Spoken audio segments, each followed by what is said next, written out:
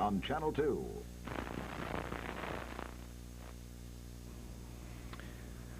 Ladies and gentlemen, our presentation of the Peach Bowl has been temporarily interrupted. We're having line problems. We'll resume just as soon as possible, so please stand by.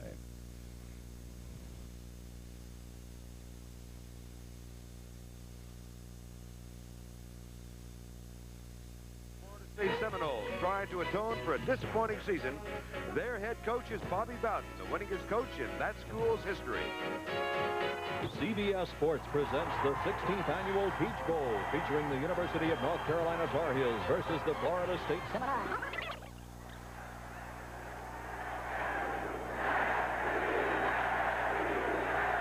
It's a bright blue day in Georgia, but bitter cold. The temperature is 29 degrees, and that fact plus a big wind has helped hold down the crowd for the 16th annual Peach Bowl, featuring the Tar Heels of North Carolina against the Seminoles of Florida State, meeting for the first time ever. Good afternoon, everybody. Happy holidays to you. I'm Vern Lundquist along with Steve Davis. Steve, North Carolina has established a tradition of great running backs, and they've got 2 more this year. Well, when you consider that there were only 22 players in college football that rushed for over 1,000 yards and that Carolina had 2 of them, 2 fine players, Ethan Horton and Tyrone Anthony, really represent what Dick Crum wants in an offense. They want ball control and consistency and execution. They give it to them. When they're on defense, they've got a dominating player in William Fuller, be wearing number 95, probably will be a first-round draft pick, an outstanding player. Coach Bobby Bowden has pulled a bit of a surprise for Florida State. They are starting a young sophomore at quarterback, Eric Thomas. It's the first time in his career he will start a game for Florida State. He'll be handing off much of the afternoon to an All-American tailback, Greg Allen. He's a slashing type runner with great speed. He had 1,134 yards this year. And here, dressed in white with blue trim, the Tar Heels of North Carolina.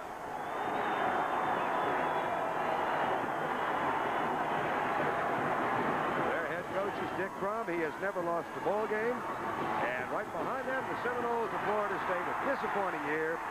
They want to atone for that this afternoon. Their head coach is Bobby Bowden.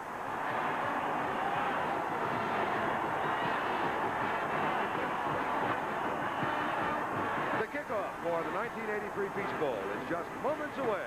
We'll be right back. We weren't planning to go to Midas on our honeymoon, but we didn't have much choice. The brakes on my old Camaro were making a terrible noise, so we pulled into Midas and showed them my guarantee. And now you're Pat Fitzsimmons? I am. Used to be. Midas fixed the brakes right away, and because of the guarantee, the brake shoes were free. I guess something always goes wrong on your wedding day. It's a good thing we could go to Midas. Trust the Midas touch. What would long-distance phone service be if it only served selected cities at selected hours? If there are no operator assistant, no person-to-person or collect calling? We know one thing, it wouldn't be AT&T. Calling anywhere, anytime, long-distance operators, and over a century of commitment. That's AT&T. The more you hear, the better we sound. Reach out and touch someone.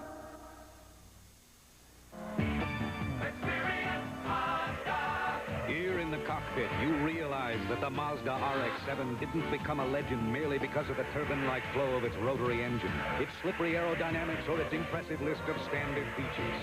The RX-7's success is largely due to its outstanding value, but even more, to its outstanding performance. The more you look, the more you like.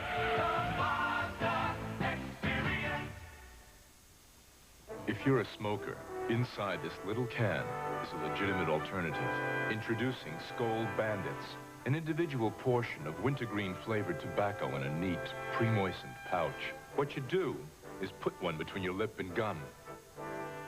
What you get is great tobacco taste without lighting up, and you can enjoy it wherever you are. If you're a smoker, try new Skoal Bandits. 20 pouches to a can. Take a pouch instead of a puff. North Carolina against Florida State. First meeting ever between these 2 teams from Atlanta Fulton County Stadium. Bright day. There is Chief Osceola and his horse Renegade, mascot of Florida State. The Seminoles 6-5. They had aspirations of perhaps even winning the championship of the country. Back in September, things went awry and they lost a total of 4 games by 11 points to Tulane, Auburn, Pitt, and Miami, and then were thrashed by Florida in their last regular season game. For North Carolina, a 7-0 start again this year. And then they hit the skids, lost 3 consecutive games to Maryland, Clemson, and Virginia before rallying to defeat Duke in their final game to get into the Peach Bowl. North Carolina won the toss. They elected to take their option to open the second half. Florida State then had the choice, and they elected to receive. So it'll be North Carolina kicking off with the Florida State Seminoles. They will be going left to right. Officials for today from the Mid-American Conference. Referee is Dr. Larry Glass, the umpire James Augustine, the line judge Edward Peters, the line judge Ronald Whaley.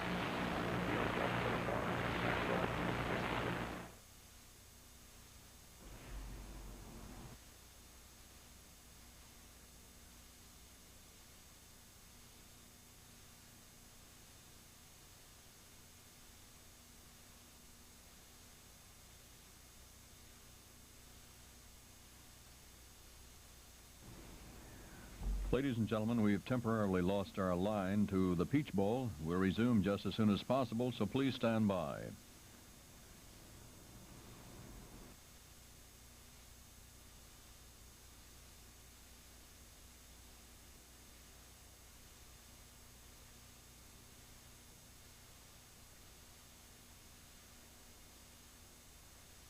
Played in just 3 games this year, gets his first start this afternoon.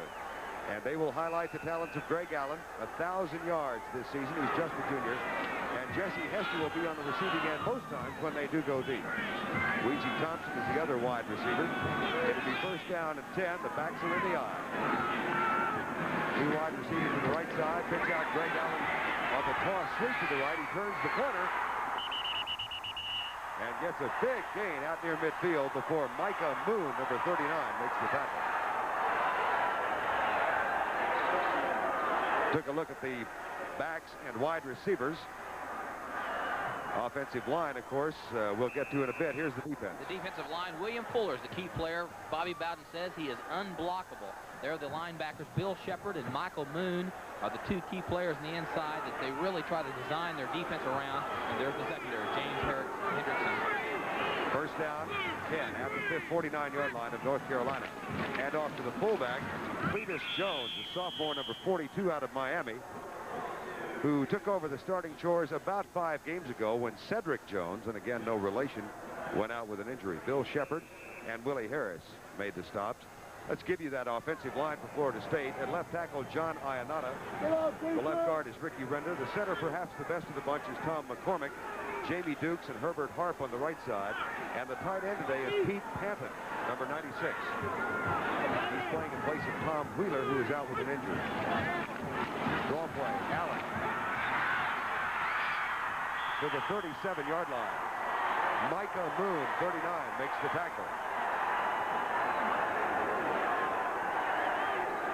Watch from the linebacker's perspective now. This is a play we'll see a lot of to Greg Allen. It's a cross blocking inside, and the hole opens up. Good open by Ionota, number 77, the tackle on the left side.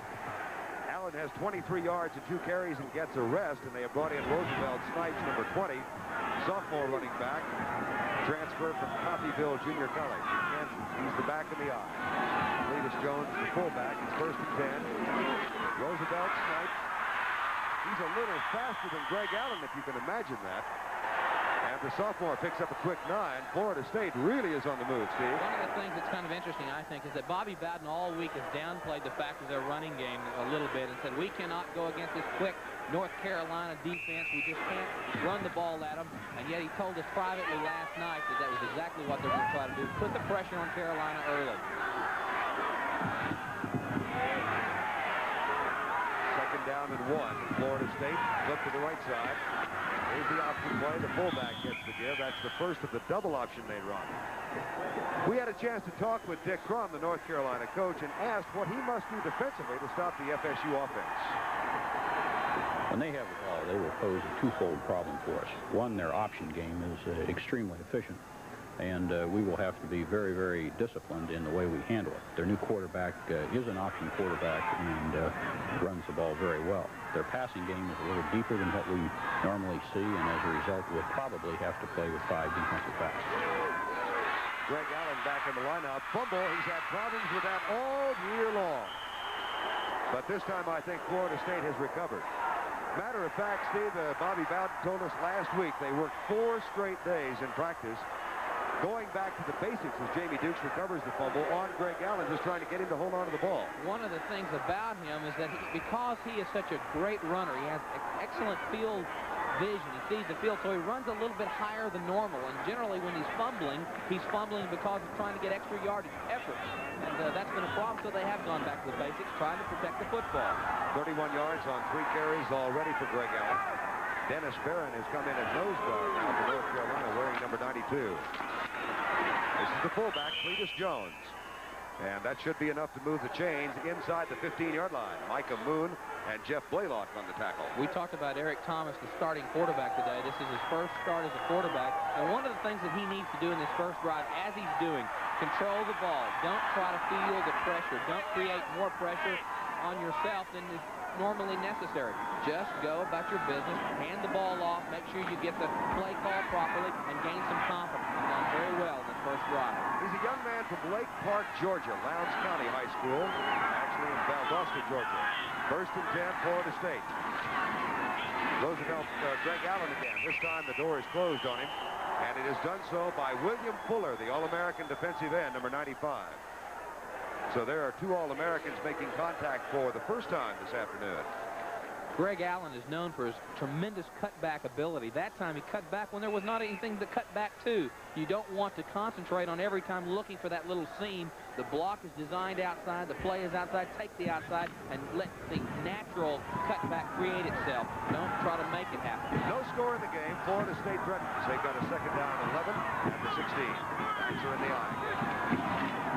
Thomas, he'll throw it deep for Weegie Thompson. Caught. Touchdown.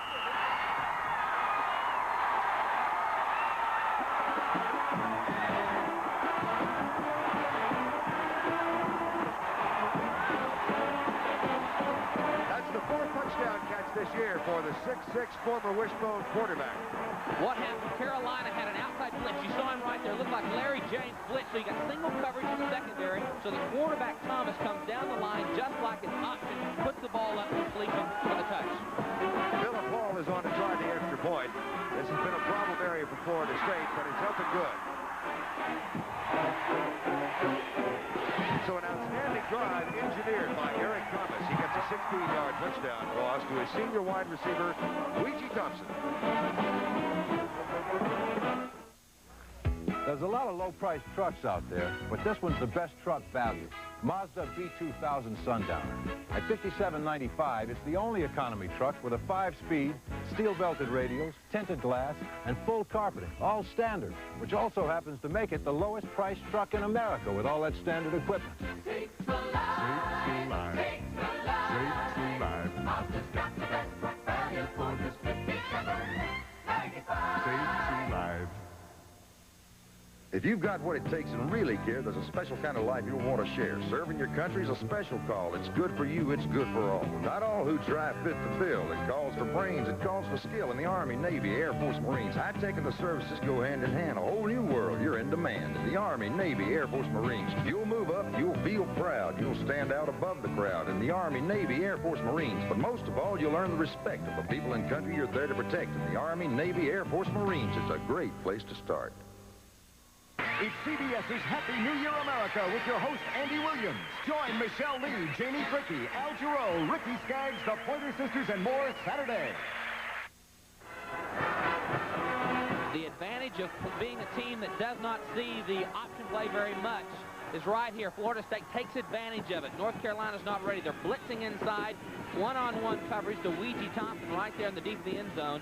North Carolina has only seen the option play all year against Clemson and South Carolina. Eric Thomas showed tremendous poise in his first drive as a starting quarterback. That's only his 9th pass he's attempted this year. 9th pass. He's 4 for 9 for the season.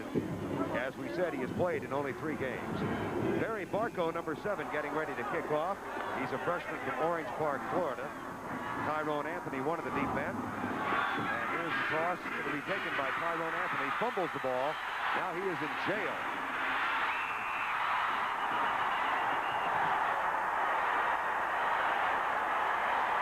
Ulysses Robertson makes the tackle. Let's take a look at the North Carolina offense.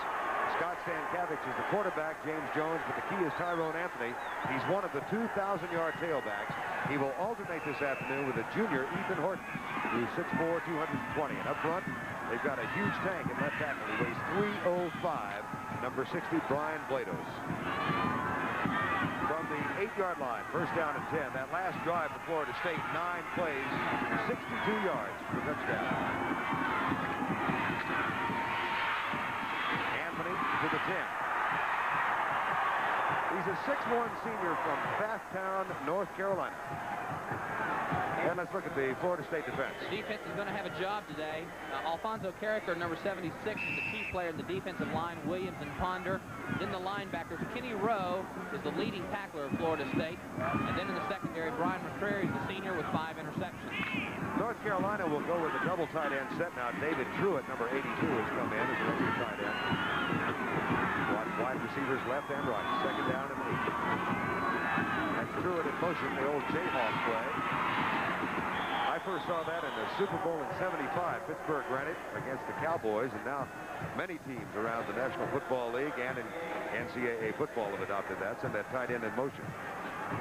Bobby Bowden, 53 years of age. One of the most likable and highly respected coaches in college football. The same goes for Dick Crum, who's now in his 6th year at North Carolina. Third down, 2.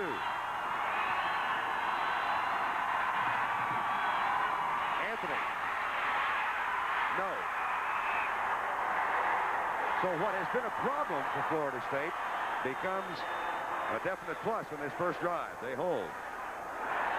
Henry Taylor was a part of the tackle. And North Carolina will have to punt.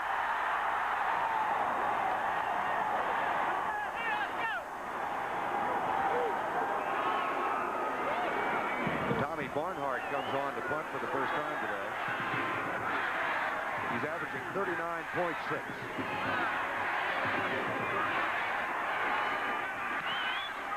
Jesse Hester, number 4, back to return it. Good field position at the 46-yard line. It's a small crowd, but it's enthusiastic. They're trying to keep warm in Atlanta, and Florida State has turned the heat up. I just got a sporty truck priced like some base trucks. The Mazda B2000 SE5. Look, it comes standard with a 5-speed overdrive, steel-belted radials and spoker wheels, sporty stripes, a step bumper, even dual sport mirrors. Pretty sporty for just $59.95. States alive. States alive. Only Mazda's got a sporty truck with just $59.95. States alive.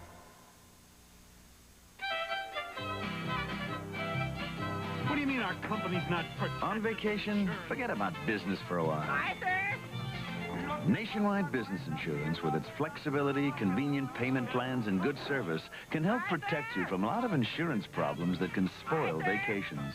Whether your business is big or small, Nationwide doesn't miss much. So when you're on vacation, you won't either. What was so important? Nationwide is on your side. Hi, everybody. I'm Frank Lieber. And I'm Dick Vermeil. Wishing you the happiest of holiday seasons from all of us at CBS Sports. And a very safe one as well. And along with Frank and Dick, Steve and I would like to wish all of you the happiest of holidays in this holiday season. 7-0 Florida State has the lead, and they also have the ball for the second time at their own 46-yard line. Eric Thomas led his high school team to the state championship here in Georgia. There's the give to the fullback, Cletus Jones, a sophomore from Miami. Jones came in with only 170 yards rushing for the season. but has been an active participant early on this afternoon, a sophomore from Miami. There's Cletus. He was a linebacker a year ago, and then they made the switch in spring drills to the fullback position, and it paid dividends when Cedric Jones went down. He's got 16 yards on 4 carries, second down and 4. The option play with Thomas and Greg Allen. They attack the perimeter of the North Carolina defense, which may be the most susceptible aspect of that defense, Steve. And also, I think it's going to be a long day for North Carolina if that's how they're going to try to stop the option play. Again, as I said earlier, Carolina has only played against South Carolina, Clemson that ran the option play, and it is nothing like you can't prepare for it in a week. And they really have been expected Bob Davis to start. They really thought that was kind of a political move that Eric Thomas was going to start, so they're not as well prepared for the option play. Fullback gets the handoff this time. And Ronnie Snipes, the nose guard, number 62, is there to put the stop to that. Greg Allen now has 48 yards on 5 carries, and Cletus Jones has carried 5 times for 19 yards. It has been thus far an unstoppable Florida State offensive ground game. I asked Bobby Bowden last night what he perceives kind of the offense he wants to run. He wants to run kind of a Nebraska-type style, be able to have the pocket pass and yet run the option play. Second down, 8. Thomas, first down. That's what he gives them that Bob Davis does not. Exactly. And I really, you look at it, people that know football, defensively, for your preparation time for every game, you prefer a team either be a passing or running team, but to come out and run the option play against you causes your outside linebackers to have to concentrate on 2 phases of the game, the run support and the pass drop, and it's very difficult, and that's why the outside linebackers are going to be tested by Florida State today. First down 10, 7-0, Florida State leads. Blitz is coming. He gets rid of it, caught by Weegie Thompson, touchdown!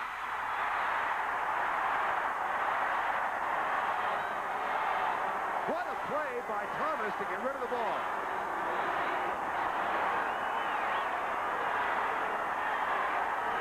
And Weegie Thompson, who was a quarterback here at Florida State until last year, gets his second catch of the day. By the name is Willis Thompson Jr. And his father was called Weegie by a younger brother who couldn't pronounce Willis.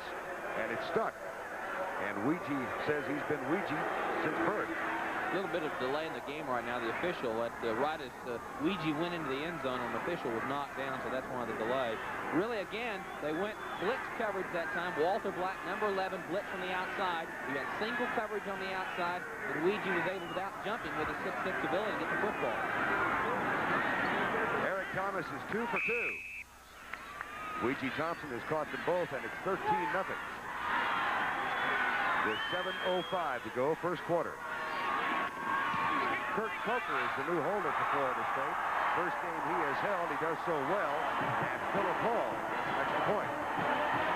From the outside, you may see Walter Black, number 11. Watch the poise of Eric Thomas, the fake. You get motion all the way. There's a blitz right there, but watch the effort of the quarterback Thomas to throw it, and Weegie uses jumping ability, and their single-man coverage.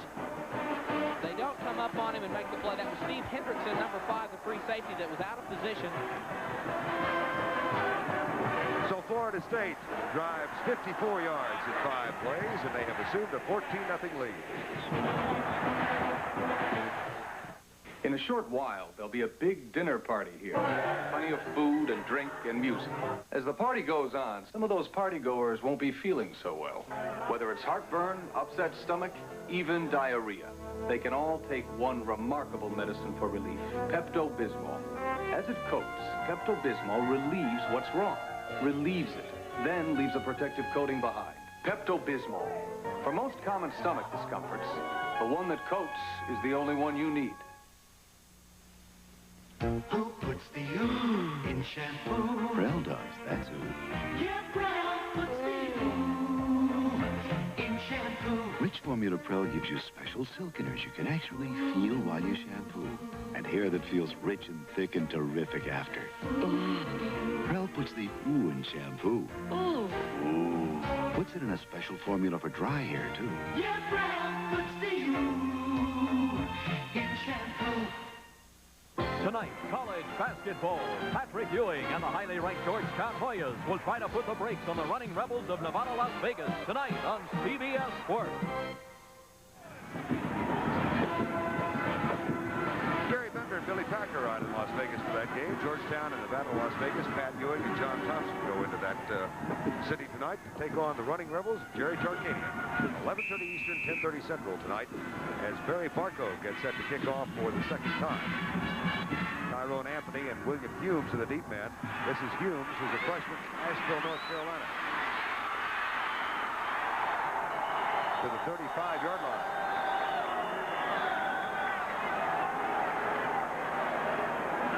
Fred Jones downfield to make the tackle. Things have not gone well for the Tar Heels so far. 2 touchdowns, not going to win this game. But they've got decent field position for the first time. 18-yard pass, Thomas to Thompson. And it took only a minute 50. North Carolina felt like when they came into the football game, they wanted to control the ball, just be patient and execute, and then control the line of scrimmage. And they've not done either one the early part of the quarter. Stan Cabbage will hand it off right side to Tyrone Anthony. Doors closed rather quickly. Alfonso Carricker, number 76, is one of them.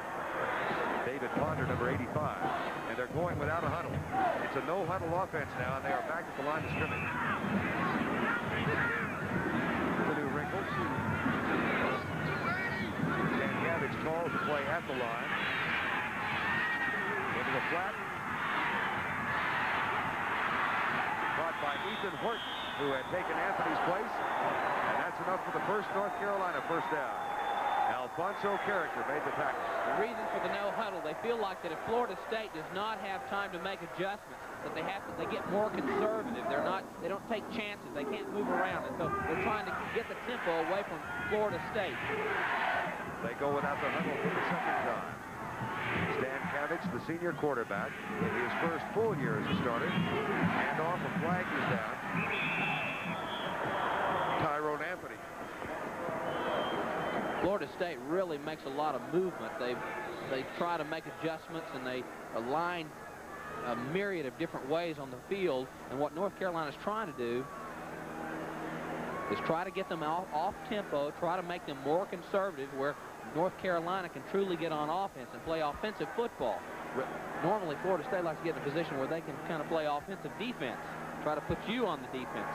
And that's what they're trying to do right now. Interesting switch, as North Carolina had both Anthony and Horton in the backfield on that last play. But the option resting with Florida State, and they'll take the 5-yard penalty. Illegal motion on the offense. First down. First down, 15. North Carolina in their 11th bowl game in the last 14 years. Stan Cabbage is a senior from Furlong, Pennsylvania, has had a roller coaster career at NC. In and out of the lineup for Rod Elkins for his first 3 years, and then became starter for the full season this year. In trouble. Now he's not. Gets about 3 back to the 48-yard line. The tackle is made by John McLean, number 86. I suppose the most dismal day of his life, Stan Cabbage we're talking about, came November 7th of 81 in that ballyhoo showdown with Clemson. Elkins was hurt. He came in as a sophomore to start and just had a terrible time of it as North Carolina lost 10-8. One of the things the coaches say about Scott is the fact that he's been probably his worst enemy. In a conference that had players like Ben Bennett, Gary Schofield of Wake Forest, Boomer Esiason, you start getting away from your offense. You want to throw the ball like everybody else. You see their statistics, and it worked against him. You've got to be patient and run your offense and not somebody else's. Second down, 12. It'll be 3rd and 10. Florida State has had defensive problems all year long, and they were quite concerned today. We asked Bobby Bowden how he would stop North Carolina. Defensively, the first thing we've got to do to beat North Carolina is stop those two tailbacks of theirs. Both of them have gained 1,000 yards apiece this year. Now, if you can stop the tailbacks, or if you slow them down, then their quarterback, who's kind of on the sneaky side, will fake to them and roll outside and kill you throwing the football. So we got to stop the tailbacks first, then we got to stop Stankevich throwing the football. Third down. Sweats. There's a sneaky pass for a first down at the 36-yard line. Caught by Mark Smith, number 45. He's a senior from Fayetteville, North Carolina. Eric Riley, number 8, made the tackle. Eric Smith with his 41st catch of the year. And so the Tar Heels are on the move. They've got a freshman they're redshirting at North Carolina who's a pretty fair quarterback named Mark May. Probably the most widely recruited high school senior quarterback a year ago. Has not played at all this year. First down and 10. Counter option. Stankevich will keep it to the 31. And Henry Taylor, the junior linebacker who wears number 58, made the tackle. One of the things you can see here, very tight splits. This is the option play. North Carolina's not run it all year long. Scott Stankevich is not an experienced option quarterback. He did run a little bit in high school, but again, it puts Florida State on the pressure where those outside linebackers have to worry about the run. They just can't drop, turn their shoulders, and run for the pass zones. Larry Griffin is wide to the right side. Smith is wide left, and second down and 3. 14-0 Florida State leads. Latter moments in the first quarter. Two-step drop. Left side, it's caught. Mark Smith makes the catch again. One of the things that North Carolina is doing, Vern, is that they're really kind of bringing their splits between their offensive linemen down real tight. Normally, you've got 3 feet in between your linemen. North Carolina tightens down so that the Florida State people cannot control the gaps. They can't cut through, and it eliminates all the movement of that Florida State. They're trying to get Florida State to a base defensive look. Ethan Horton has come into the lineup now, replacing Tyrone Anthony. It's first down and 10. Motion from Anthony. They're both in the lineup. Here's the pitch out to Horton to the 24-yard line. Tracy Ashley made the tackle, the cornerback, number 23. Horton was a wishbone quarterback in high school and stayed there until his sophomore year. When you're a quarterback running the option play, you've got to find out who's got the deep third, who's got the pitch man, and who's got the quarterback. That's what the quarterback Scott is doing. Stankevich, we'll get it later maybe. Second down, 7. Anthony in motion, and Stankevich to throw. A flag is down. He had motion, I think, from Anthony on the near side. He makes the catch, and Ken Rowe nails him out of bounds. The linebacker, number 38. But that should be another motion call against North Carolina. Talking about the option responsibilities, the quarterback just has to find out who he's got to pitch off of. They're going to isolate the down people inside, and he's got to know who he's got to maneuver against, and that's what the quarterback comes to the line of scrimmage doing. It's just like he does when he's going to throw the football. He's got to understand field responsibilities and who's got what. Option resting with the Seminoles of Florida State. If you joined us late, Florida State got the opening kickoff and went 62 yards. Here's Dr. Larry Class. Illegal motion on the offense. Penalty decline. Third down. That'll make it third down and 7. Dick Crum bears a remarkable resemblance this afternoon to Dr. Richard Perry. Looks like we're heading for the Arctic.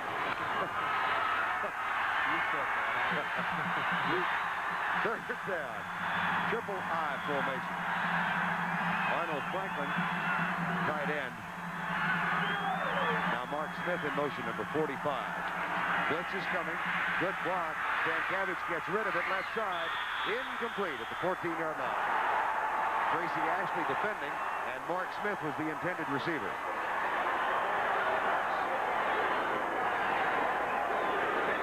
Here's the blitz. Florida State taking some chances here, trying to get a big play defensively. Good outside pressure. Scott has to pull up a little sooner than he wanted to. Good man coverage. outside the ball.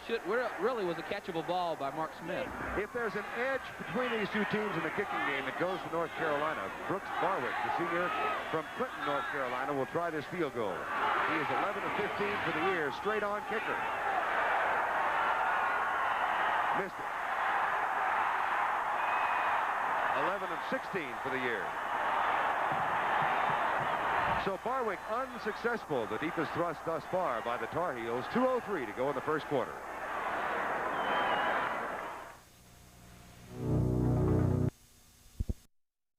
Down here in Atlanta, and we'd like to wish you a Happy New Year. I tell you, that's a 305-pound wink. I tell you, I had more fun with him at the luncheon yesterday because he went on a diet. He was 307 at the beginning of the year, and he decided midterm the press was giving a lot of heat about it, so he's going to go on a diet. He was going to get down to 290. He's down to 305. I told him yesterday, I accused him he missed breakfast to get to 305. First and 10. Florida State gets the ball back for the third time. They've scored both times they've had it. Thomas on the fake pitch. He'll keep it. Hit from behind and dropped. Out near the 33-yard line. Tackle made by William Fuller, and they've got the heaters on the sidelines. Neither team really that used to playing in the cold. The skilled position players really have problems in this area because, one, the football gets extremely hard. The leather is, doesn't give at all. The seams come at you. That's Mr. William Fuller right there. He was in pursuit of Eric Thomas, the quarterback, on the last play. Second down, 6. Greg Allen. Roosevelt Snipes is in the lineup instead, and Snipes got the handoff, number 20. Snipes out of Coffeyville Junior College, and they produced a couple of other fair running backs in Ron Springs and Mike Rozier. William Fuller, number 95, the tackle, is considered by Bobby Bowden virtually unblockable. What makes him so good? Right there, he gets off the block so quickly. He keeps the blocker out in front, and then he breaks to the tackle. He keeps the man out in front, uses his arms strength and his upper body strength, and makes the play. He now lists at 6'4", 250. He's gained 30 pounds since he came to North Carolina. It'll be third down and 3. Backs are in the eye. Thomas still has it. Now the pitch back to Snipes. That's enough to move the chains as Butch Griffin, the outside linebacker, 83, made the tackle. Final 35 seconds of the first quarter. They stopped the clock while the chains are moved. Florida State, prior to this possession, had picked up 116 yards to a total of 55 for North Carolina. And almost all of it has been on the ground, but they've gone to the air twice, and both times have gotten touchdowns off of the arm of that man, Eric Thomas.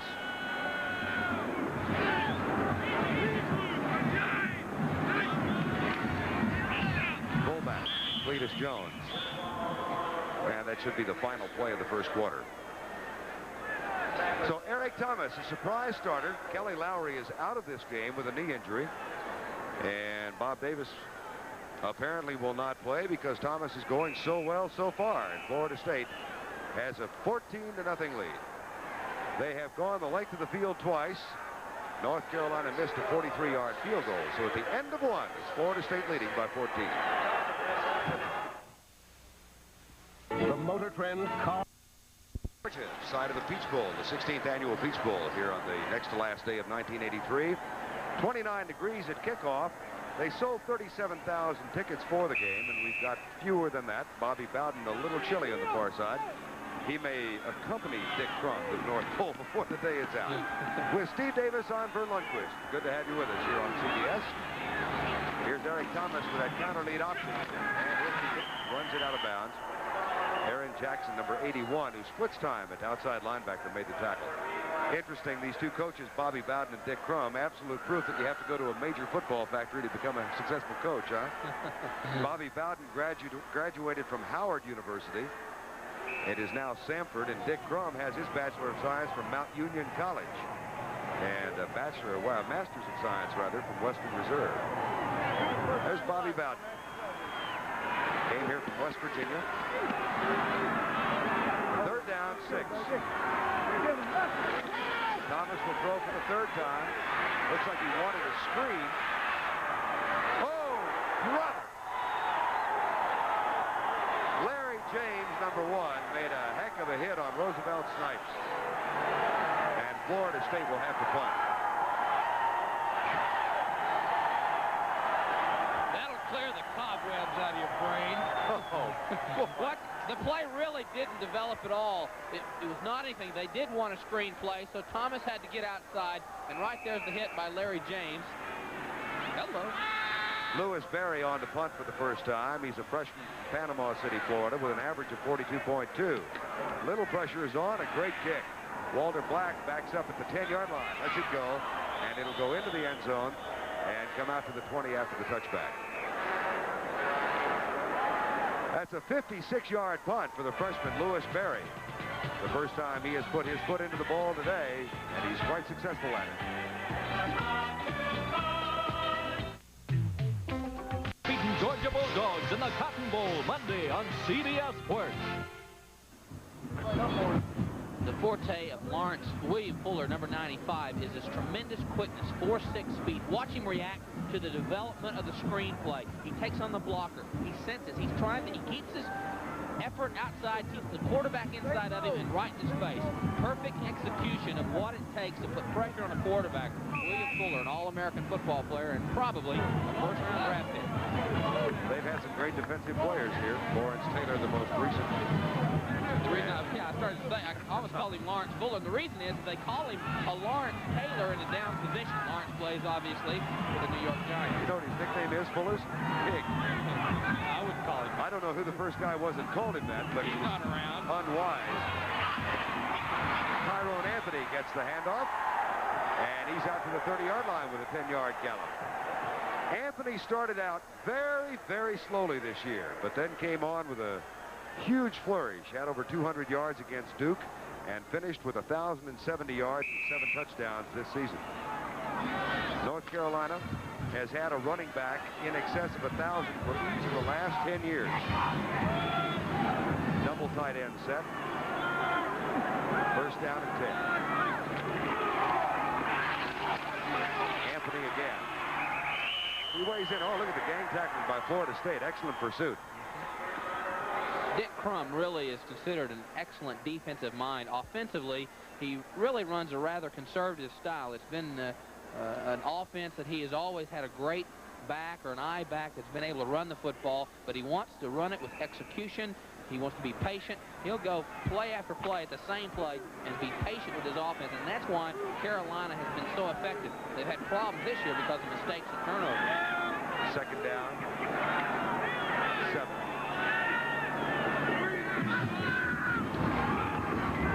Stan Cabbage puts it out on the left side, and it's incomplete.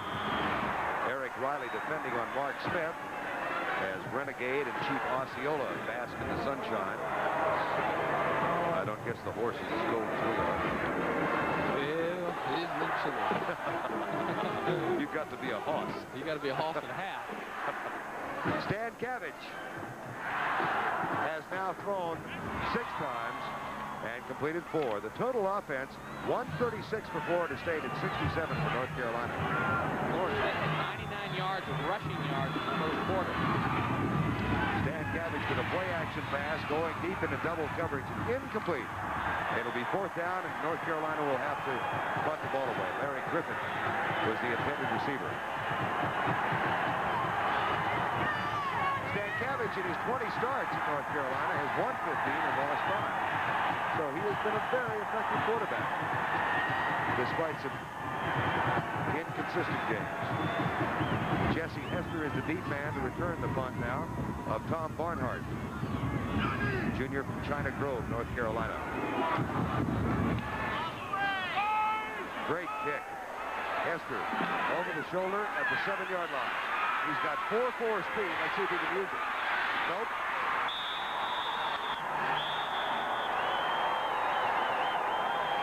Carl Carr, number 58. Hurried downfield and made the tackle. Florida State has got it, but it's only at their own 7. The Honda. Dallas, Texas, with that great defensive unit headed by free-spirited Jeff Lighting against the Georgia Bulldogs. I guess Jeff will play. He is a free spirit. Out of Tulsa, out of your hometown. Jeff got into a bit of a hassle at local night spot in Greenville Avenue in Dallas the other night, but he'll the pitch out to Greg Allen. And they get it out to the 10-yard line.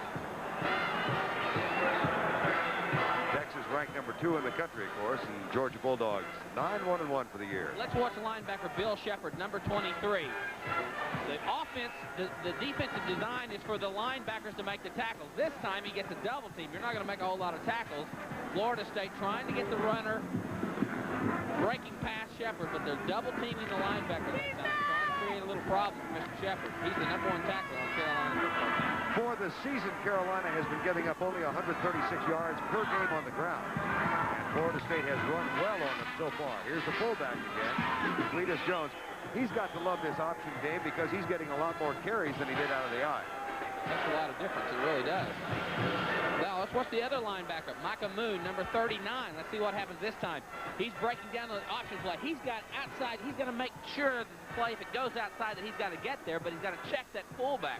And there's a lot more pressure on the linebackers inside and outside than stopping the option, because if he goes to short man inside, then that inside linebacker's got to make the play. It gets outside, and the outside man's got to be on the fly.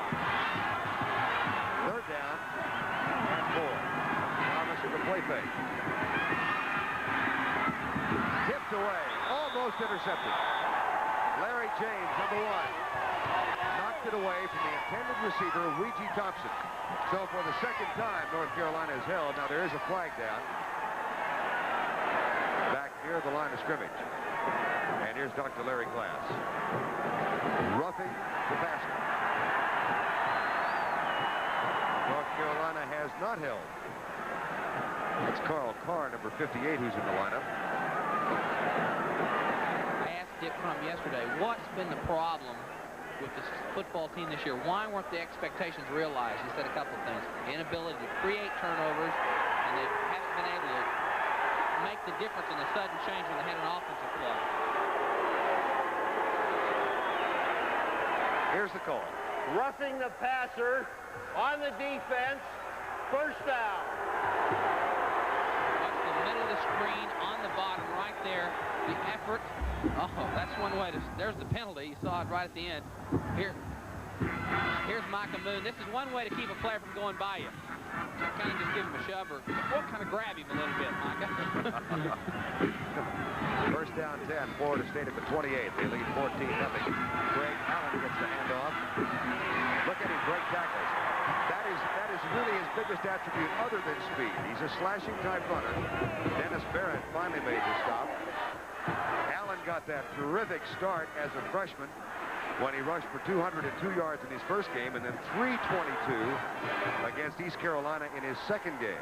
Boy, don't you like the way these coaches lie to each other? Bobby Bowden says, we cannot run the football and win this ball game. And then first quarter, that's all he's done. They lie to us all the time. Greg Allen has 1 more year left. 2nd down and 3. The fullback gets it, Cletus Jones, sophomore out of Miami. And it's going to be close for the 1st down. Dennis Barron, the nose guard, number 92, and Aaron Jackson, number 81, made the tackle. When you have not seen or practiced against the option play like North Carolina, you cannot get a picture in practice because, one, you don't run your own offense, but so your quarterbacks, your redshirt quarterbacks and backs, they don't have an understanding of it. It's very difficult to get a picture of the option play. That's why it's so good that Florida State's running the option play against North Carolina today. 3rd and 1. Jones? No, Thomas still has it. Not me, but he's got the 1st down at the 41. Dennis Barron with a tackle.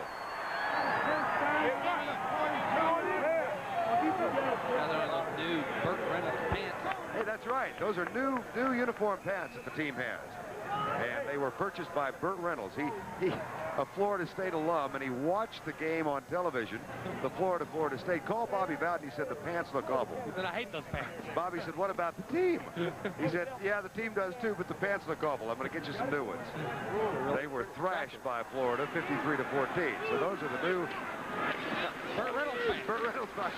I started to say disco pants. That doesn't fit first image. No, not at all. William Fuller makes the tackle on Greg Allen. Jack Nicklaus's son, Steve, is a wide receiver for Florida State, since we're talking about names in sports and entertainment. And Jack and his wife were going to make the trip up here today. I don't know whether it was the weather that kept them away, but they decided not to come, and they gave the 18 tickets they had purchased to the Atlanta Boy Scouts. So I think there are probably 18 Boy Scouts who are here today, courtesy of the Nicholas family. Roosevelt Snipes back in a tailback, 2nd down and 8. Cletus Jones again.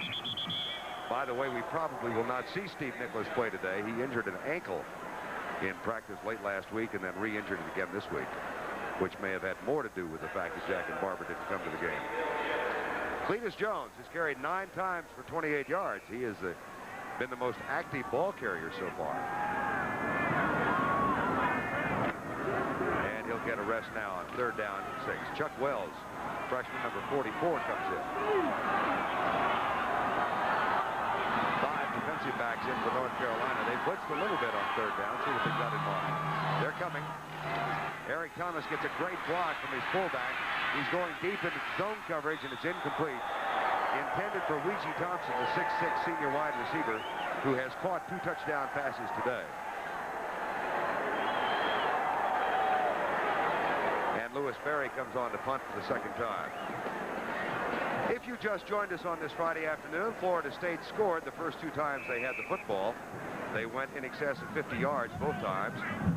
Lewis Berry on the kick. He had a 56-yard effort last time. Both touchdowns came on passes. Almost blocked.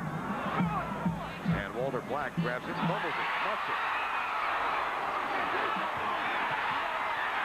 Still wrestling. Sam Restivo is down there, and if Florida State comes up with it, he will be the man on the ball.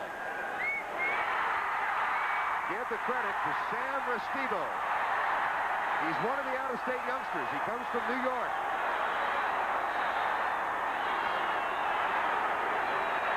Jamestown, New York.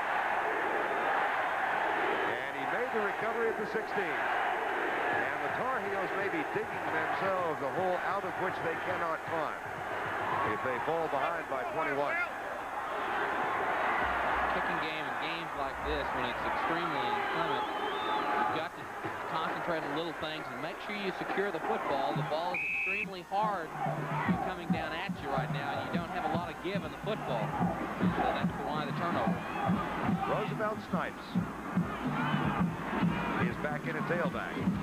They give it to Eric Thomas. Boy, he is a dead. He looks like Steve Davis. Well, I wouldn't go that far.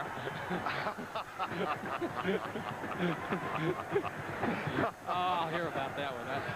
Watch Thomas, the quarterback. What you want to do is get that defense running with you. String them out. Then all of a sudden, his eyes move, his head moves. He sees a little seam, he cuts inside, and now you've got them turned with their shoulders turned, and they can't get a good lick on you. So that's what you try to do as an option quarterback. And Eric did it quite well, just like old Steve Davis used to. Back in the 70s when he led Oklahoma to a 32-1-1 record. Up the middle of the fullbacks to the 5-yard line. Cletus Jones, Aaron Jackson, number 81, makes the tackle. I think in all fairness, we ought to mention the fact that there is a Nicholas playing at North Carolina. Jack Nicholas II is a varsity golfer for the Tar Heels. And I can hear my good colleague Ben Wright up in Nashville. He and Kitty are sitting there right now, and the British person is saying, "Go Tar Heels." Oh, Bird. It'll be 1st and goal from the 5. I'd run the option play here. You'd run the option play no matter where it was. Well, I'd run here.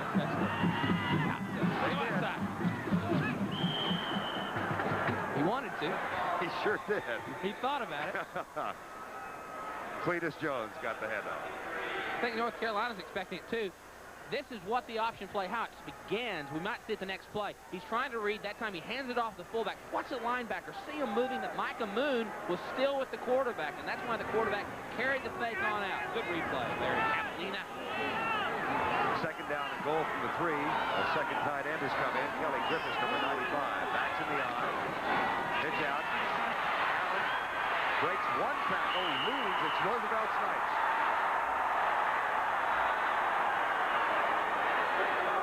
It was Snipes instead of Allen.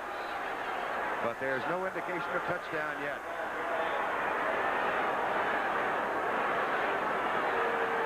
just short. It is so difficult on the outside play. If you can get away from the interior and get outside, then your ratios get a little bit better for you. Now, all of a sudden, you can't take chances. Good block right there. It looked like Jamie Dukes made a good block.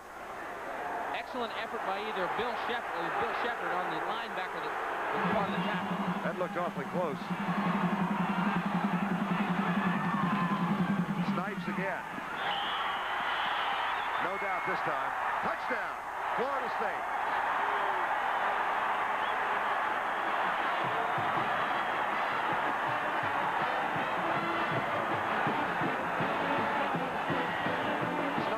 Sophomore from Sarasota. He's the oldest player on this football team. He's 23 years of age. He has a couple of daughters. And he gets his 5th touchdown on the ground this year to give the Seminoles a 20-0 lead. Here's the extra point by Phillip Hall. It's good.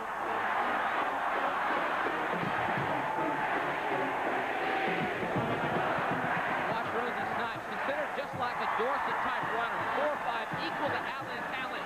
Turns body lean sideways, get the ball across the plane. Touchdown. Here it comes again at you. You've got to be a linebacker. You've got to make a play. You've got to guess where he's going to jump. And that's what Micah Moon tries to do, but he's not there fast enough. And he's able to get into the end zone for the touchdown. Roosevelt tonight, really a player of the future for Florida State. The Seminoles have gone twice through the air for touchdowns, and now they take the fumble in for the score. Peach Bowl, Steve and I will be selecting a Chevrolet MVP from each of the teams. Chevy donates a $1,000 scholarship to the General Scholarship Fund of each school. The MVPs receive certificates from Chevrolet and acknowledging their outstanding performances. Barry Barco is on to kick off, and Tyrone Anthony and William Humes are deep. They have not been getting it toward the end zone that much this year, but this time they do. Sure enough, first time I start to say that. And it's going to be a touchback.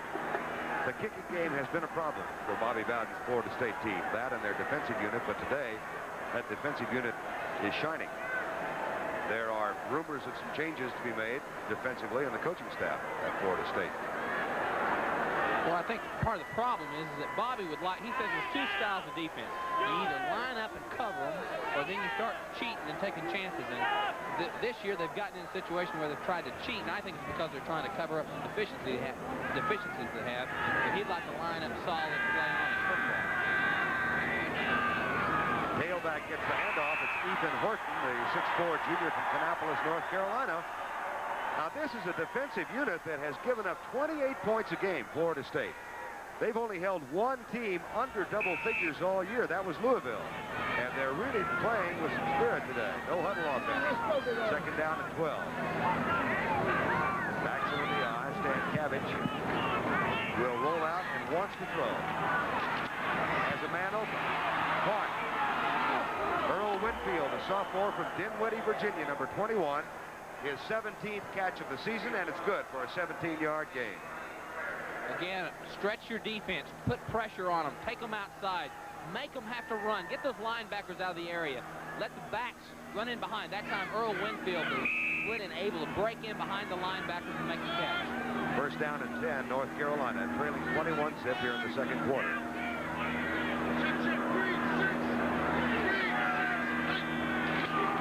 Horton. Ken Rowe, number 38. And Alfonso Character, number 76. I think that's been the reason in the first 2 quarters of this football game why North Carolina's really struggled is their first down efficiency. They have been very poor. They've been stuffed the last 2 first and 10s. That's a nice shot of the stance of Alfonso Character. Second down, 8. 3 wide receiver set this time for North Carolina. Play fake, and Stankiewicz under some pressure gets rid of it. Caught at the 20-yard line by Ethan Horton. The tackle made by Ken Rowe. Horton, as we said, was a wishbone quarterback at 6'4", 220. Had 7 100-yard games this year. And he'll be back for another season. Stankiewicz will not be. This is his senior season. thrown for 16 touchdowns so far this year. And despite playing as a starter only his senior season, has become the #2 passer in Carolina history. Well, their design's always been, at least during the Dick Crum years, they've been around an I-back, not a quarterback. Blitz is coming. Dan Cabbage overthrows it at the 30-yard line. Intended for Winfield. And well over his head as Tracy Ashley had good coverage. Here's Alfonso Carricker, number 76 right here. Let's see if he gets handled this time. Well, that's interesting. That's Brian Blados, number 60. He makes the first contact. Then he just keeps fighting through, and it's a mass of bodies. North Carolina has the largest offensive line they've ever had in the history of the school. They're 6'5", 267 as an average. And Blados helps the average with 305. Here's the kick by Barnhart. Jesse Hester will let it bounce, and it gets a Tar Heel roll down near the 16-yard line. So Bobby Bowden's Seminoles get it back after that 44-yard punt. The hang time was only 3.1. Seminoles lead by 21.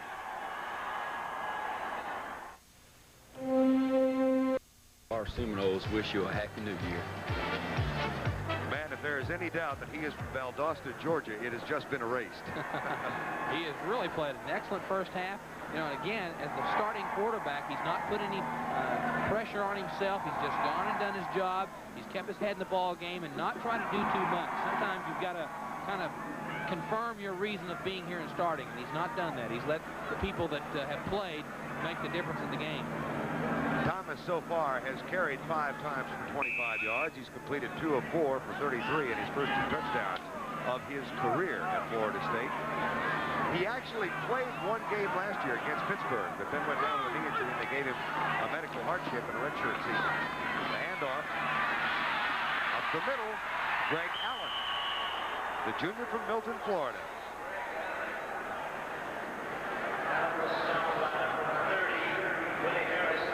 Allen missed 3 games or parts thereof this year.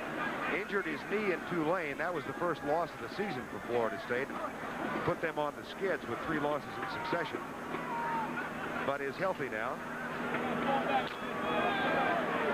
And showing a little bit of his talent. 68 yards on 9 carries so far.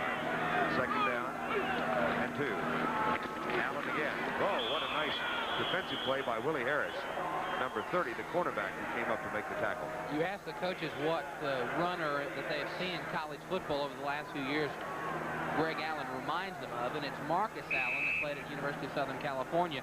His demeanor on the field is much the same. Marcus Allen kind of casually went back to the huddle and did his job, and then went out slashing in his style. And he stands up, runs a little bit tall, at least from the pro scout's perspective, but he's a strong, solid running back and will be certainly a contender for the '84 Heisman. Florida State 3 out of 5 on third down conversions. They've got a 3rd and 2. Toss sweep left side.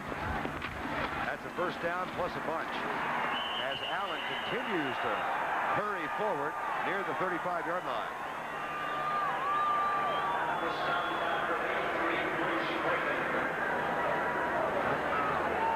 Florida State's last 5, they scored in the first 2 from long distance. Then their own 27 and their own 7 they were forced to punt. Then the fumble recovery by Sam Restivo at the 16, and the Seminoles scored 5 plays later. They lead at 21-0. We've got 2:33 to go in the first half. Vern Lundquist and Steve Davis here in chilly Atlanta, where the temperature is a balmy 27 degrees. Thomas to throw. Man is open. Caught by his tight end, Pete Panton. And that is only his 5th catch this year. Tom Wheeler was the starting tight end and was injured in practice late last week. And this sophomore from Laurel, Florida gets his 5th catch of the season. I think you're seeing an excellent illustration of how offensive coaches and Bobby Bowden want to bring along slowly Eric Thomas. That's a safe, smart pass to throw to your tight end. You're not going to have a lot of pressure. He was a deep drop situation. Let him complete a few passes and gain some confidence. This game will mean a lot to him as he goes into spring practice next spring. Second down and 1. Fullback, Cletus Jones. And that should be enough to move the chains as Brian Johnston, number 51, made the tackle. Take a look at William Fuller again. Boy, I really like watching him. He's so quick and so dominating the player. That's what he does better than any. He gets off the tackle. the blocker so quickly, uses that arm motion. Now, he didn't make the tackle, but the point is he sheds that blocker so quickly to get in a position to make the play. And that is what makes you a great defensive lineman. Pros will love him. 6'4", 250. First down and 10, Florida State. Slick little maneuver by Thomas. Flag is down. Thomas out of bounds. In the vicinity of the Florida State bench, and there's a flag over there. So we have one flag in the offensive backfield and another near the point of the tackle.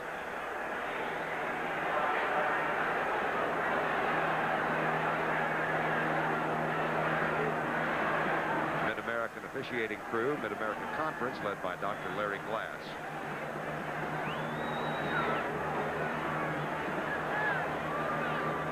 Here's one of the penalties. Let's see what happens to young Eric Thomas as he's going out of bounds. I think Larry James, number 1, right there's Larry James.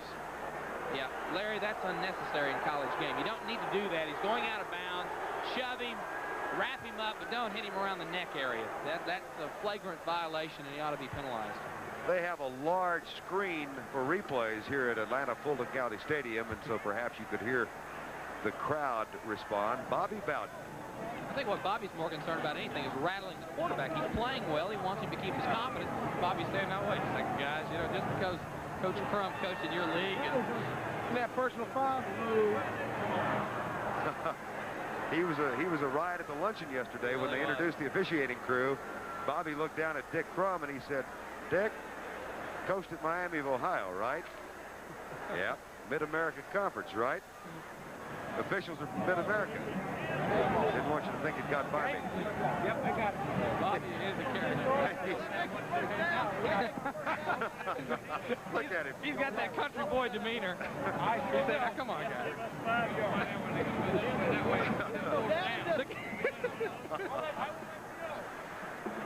He's trying to jawbone the officials into giving him a first down, and they're going to discuss the options here. What was the first penalty? Was it a hold? Did they say? Bobby Bowden. 10 yards. 10 yards. I tell you, very innovative coach. You know, he's had some interesting players. He had Wally Woodham at quarterback, Jimmy Jordan, and Rick Stockstill. And with each quarterback, Bobby's made the adjustments to fit the offense. He really has been an innovator where a lot of coaches just go with the particular style of offense, but Bobby's had that blend over the years of going with his strength and his abilities, and he's trying to get back to a situation where he can run the option, still go drop back, and have his kind of offense that he feels like is going to make a difference. They will walk off the first penalty, and then I think, well, let's hear from Dr. Larry Glass. Holding on the offense. Now then, they'll pick it up and come the other way.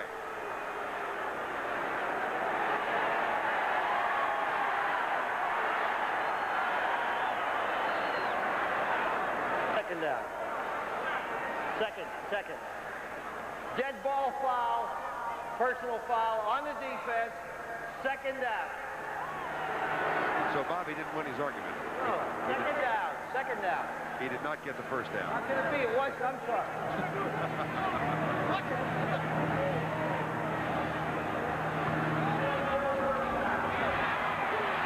Now Dr. Glass says it's still first down. And Thomas will throw in the face of a threat. Screen pass. Right side. Greg Allen.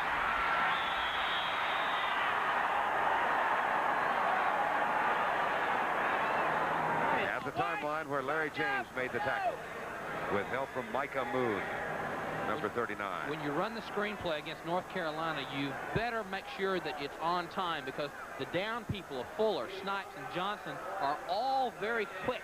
So they react to that play very quickly. And so you've got to be able to throw it on cadence and on time, and that time it worked effectively. Greg Allen now with 79 yards. Does Dick Crum have to come out of his game plan? I think he's got to. I think he's got to start changing his approach a little bit. And one of the things that Florida State's not done that I'm surprised, they need to run the option play more against Carolina because Carolina's scheme is not strong enough to stop it. And I think that's one of the things that's going to happen for Florida State. North Carolina's, I think they've got to throw the ball down the field a little bit more and try to get them off the heat of the tailback. You know, there's so much pressure on the tailback right now. They have brought the chain out and measured, and it's just short, so Florida State will have a second down. We've got 1:24 to go in the first half. 21-0 Florida State leads. My gracious. What is? Oh, heavens to Betsy. You look like a mountaineer from West Virginia to me. I hope that thing's still not alive. Here's Thomas to throw on second down. He wants it all. Man coverage for Ouija Thompson. Battle for the ball. Incomplete. Steve Hendrickson, number 5, doing a good defensive job. Watch the concentration. Both players are making an effort towards the football. They both have a right to the ball. Watch this. Ouija's 6'6", working on Hendrickson, who is only 6 foot. Good position, good effort by both players. Clean play. Hendrickson has 2 interceptions this season. Ouija Thompson, as we told you, made the switch from quarterback last year and then missed half the season with a broken leg. They compare him to Chris Collinsworth at Cincinnati. Here's Thomas on the rollout on third down. He's got a lot of room. Flag is down. Thomas is also down inside the 30. But hold everything. There's a flag at the 42. Been a little sloppy here in the last couple of minutes.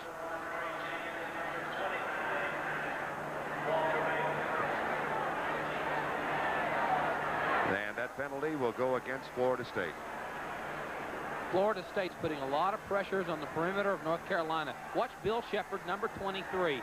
Watch him all the way. There he is. He's right. Number 23, Bill Shepard, the number 1 tackler. The play is coming to his side. He's keeping position, using the sidelines, breaks down. Missed the tackle. He was there. He's in position. Let him slide by him. His dad was a Marine for 25 years. It finished up his Illegal career use at of the Campbell Zoom. hands on the offense. Third down.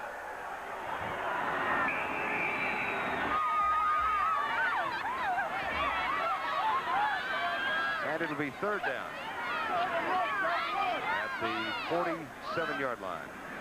Florida State scored twice on its first 2 possessions. Both touchdown catches from Eric Thomas to Ouija Thompson. 39 seconds to go in the half. Greg Allen, he's got the first. He's out of bounds to kill the clock at the 35. Larry James made the tackle.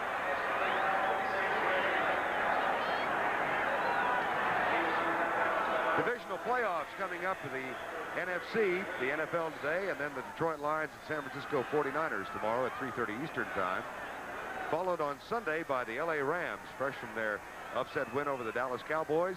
They take on Joe Theismann and the Washington Redskins Sunday at noon Eastern. And don't the Redskins look strong? I think the Rams look strong on Monday. Here's Thomas to throw again. Intercepted? Yes. Larry James gets his first of the season. He's a junior from Middletown, Ohio. And that might give the Tar Heels a little spark just before halftime.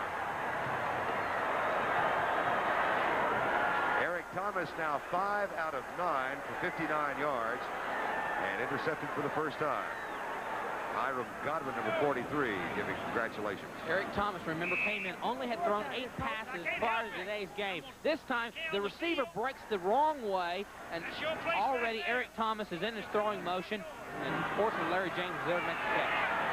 Stan Cabbage across the middle, incomplete. That'll stop the clock with 19 seconds to go. There's Larry James. He was a nose guard in high school, Vern. Did you know that? I didn't know that. I didn't think you did. you 5'10", 180 pounds. You snuck that one in on me, didn't you? Well, when you threw the Jack Nicklaus Jr. in, Oh, I'm saving a couple for the second half. I was saying. Second down and 10. Stan Cabbage back to throw. Mark Smith, incomplete. Should have had it. Ken Rowe, the linebacker, doing a little celebrating.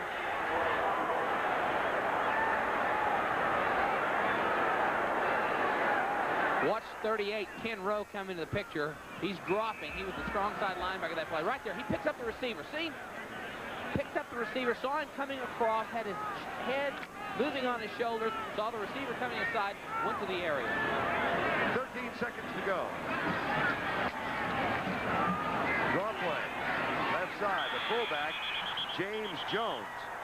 He is replacing Eddie Colson, who was suspended for this game for disciplinary reasons, and that is his first carry of the day, and the half ends. Bobby Bowden's got to be a very happy man. Dick Crum a little upset.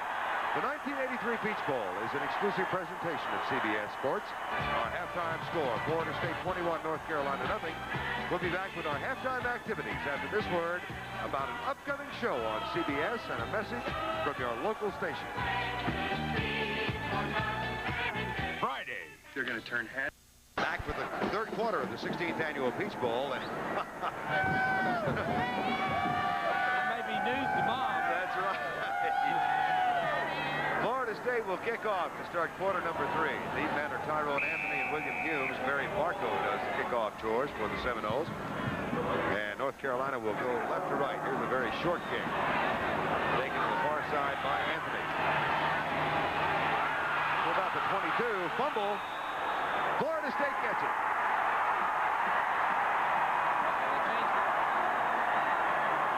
Now they say North Carolina got it. The first indication was Florida State as the earth moves when Brian Blados runs on the field.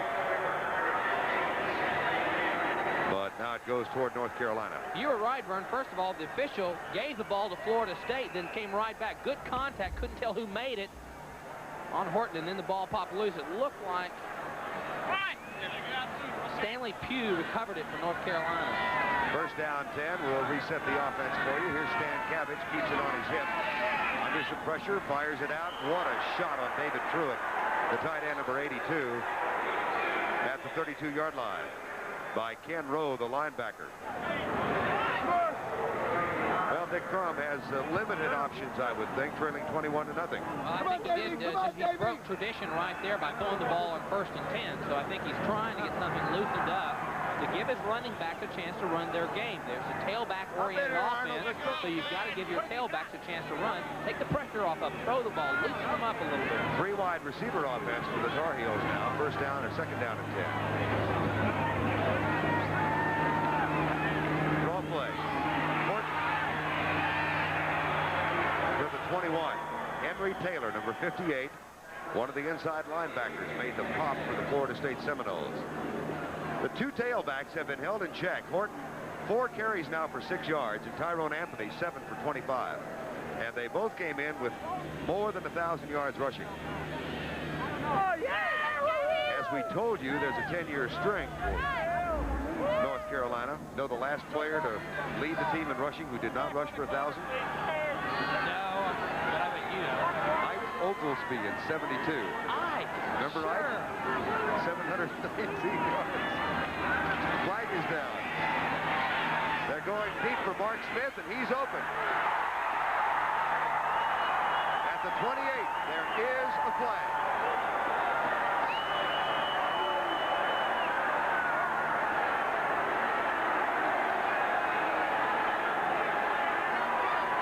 Motion, North Carolina.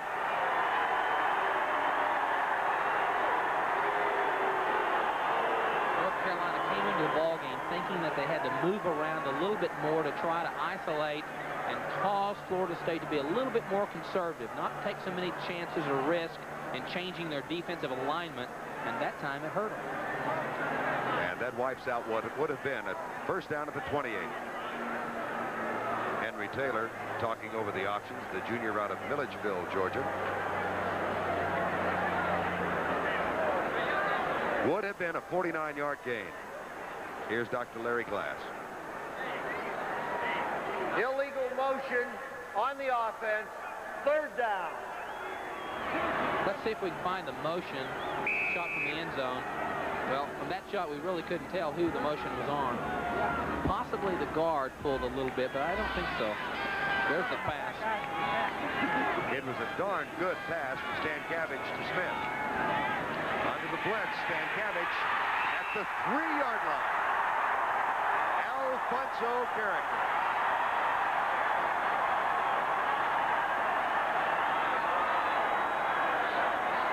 This is a defensive unit for Florida State that had been giving up an average of 4.1 yards per rush. And in the first half, Alfonso and his chums held North Carolina to a 2.1 average. Tommy Barnhart, the kick from 9 yards deep in the end zone. Florida State has blocked 3 kicks this year. They don't this one. Jesse Hester bobbles the ball, took his eyes off of it, and it's out of bounds, and Florida State will control.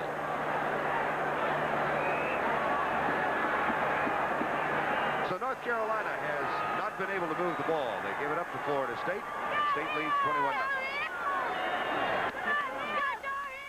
It's January 7th on a special edition of CBS Sports Saturday. Bobby Bowden said last night he didn't know how his team would play in the cold because they never had these kids. And they played well. They lead 21-0. And they've got the ball at the 49-yard line. First down 10. The sophomore Eric Thomas has gone the distance at quarterback in his first start ever. Backs are in the eye. Greg Allen, the tailback. The handoff goes to the fullback, Cletus Jones, who has now carried 13 times today for 52 yards. Larry James made the tackle. Matter of fact, Bobby said the only time he could recall that he had a team play in the cold was back in '76. He took his team up to Denton, Texas to face North Texas State and Hayden Fry. I remember that. It snowed 5 inches the morning of the game. It was great weather on Friday. Yeah. They did not have a full house. Second down. Thomas still has it. Fought short of the first down at the 42 by Micah Moon, number 39, linebacker who is wonderfully blessed with a linebacker's name. Eric Thomas, I think, really, there's Mr. Moon. Eric Thomas, the quarterback's really going to, I believe, be a good option quarterback because he has the right kind of movement. I think he understands the play concept of what's trying to happen to him. And he made the move that time on the end. Kind of stuttered a little bit in the step, but he really does understand the game, and I think that's going to help him as he matures into a fine college quarterback. Asked Bobby Bowden what his best attribute was. Said he's a winner. Pure and simple. Here's Greg Allen. Close.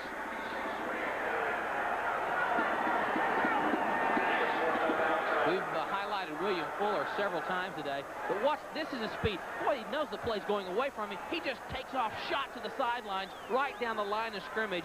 That pursuit, that makes a difference, going away from him and yet still mixing it up and being a part of the play at the end of the play. He is a young man who's seen the sadder side of life, William Fuller. His dad lost a leg to diabetes, William Fuller, just senior just a year ago. And William has a younger sister, Deborah, who is deaf, and another sister who died of a disease at a very early age. So it's not been roses and bouquets for William Fuller. Fourth down. And Florida State was going to go for it.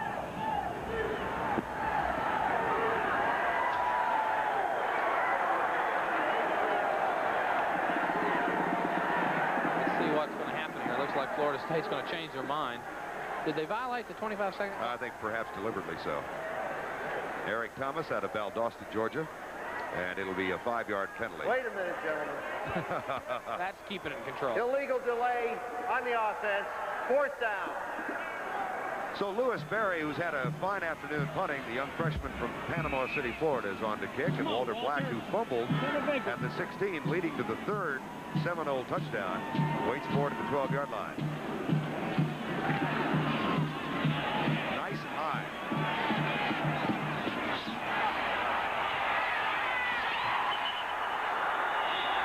At the 1. Garth Jacks, number 84. A sophomore from Houston, a backup linebacker, down the ball, and he'll stay on the field. Florida State in great shape with a 21-0 lead. Peach Bowl Princesses and I would like to wish you a very Happy New Year. Kathy Kennedy with her Happy New Year wish. Last year's Peach Bowl team, Keely Lynn Simpson, also wishes happy birthday to everybody. She was with us at the luncheon yesterday. First down and 10, North Carolina at the 1-yard line. Why didn't they let us do one of those little promos? I don't know. Let's do our own. We will in a minute. Okay. We'll do our own live. Those are all taped. That's right. Hand off to the fullback. Ray Littlejohn, who has replaced James Jones. Jones was injured on the last play of the half, the one time he carried. And, oh, there's Steve Davis. They want to... Oh, yeah. Can we pretend like this is That's right. safe? Happy New Year. From all of us. At CBS Sports. Happy New Year. Happy New Year to you, Steve. Have a good day. Okay, let's get back to work. Second down and 7.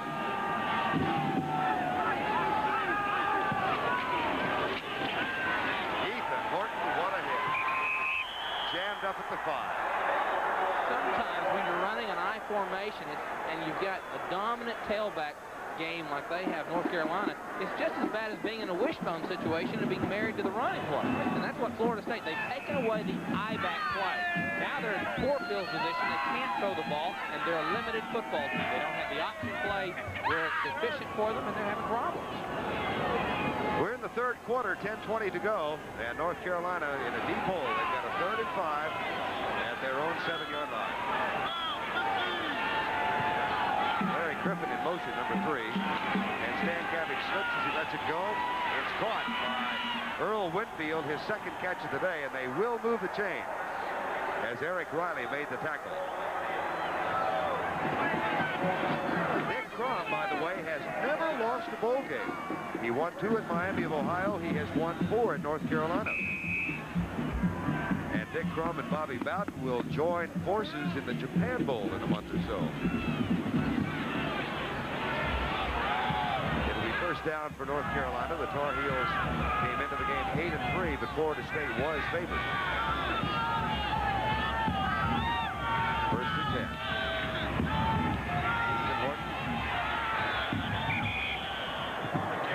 Left side for about 3.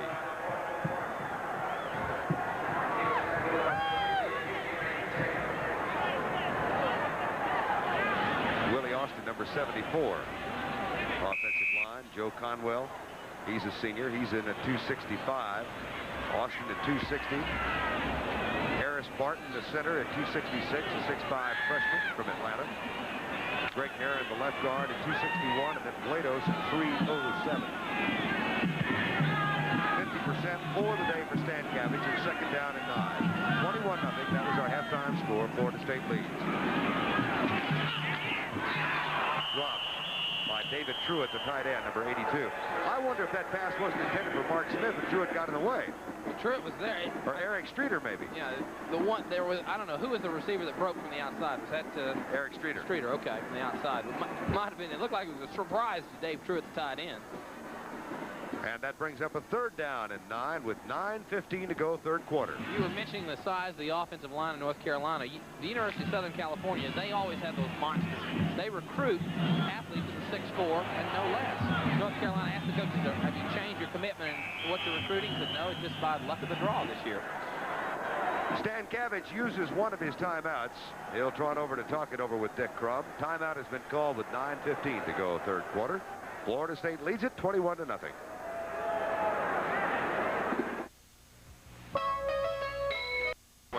John Thompson of Georgetown and Jerry Tarkanian to battle Las Vegas tonight live from Las Vegas, 11:30 Eastern Time and 10:30 Central Time. Third down, 9, North Carolina. Ray Littlejohn and Ethan Horton line up in the eye behind Scott Stan Cabbage.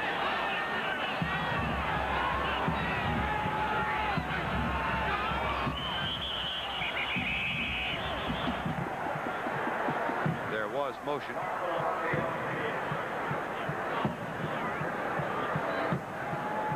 Against whom it's going to be called.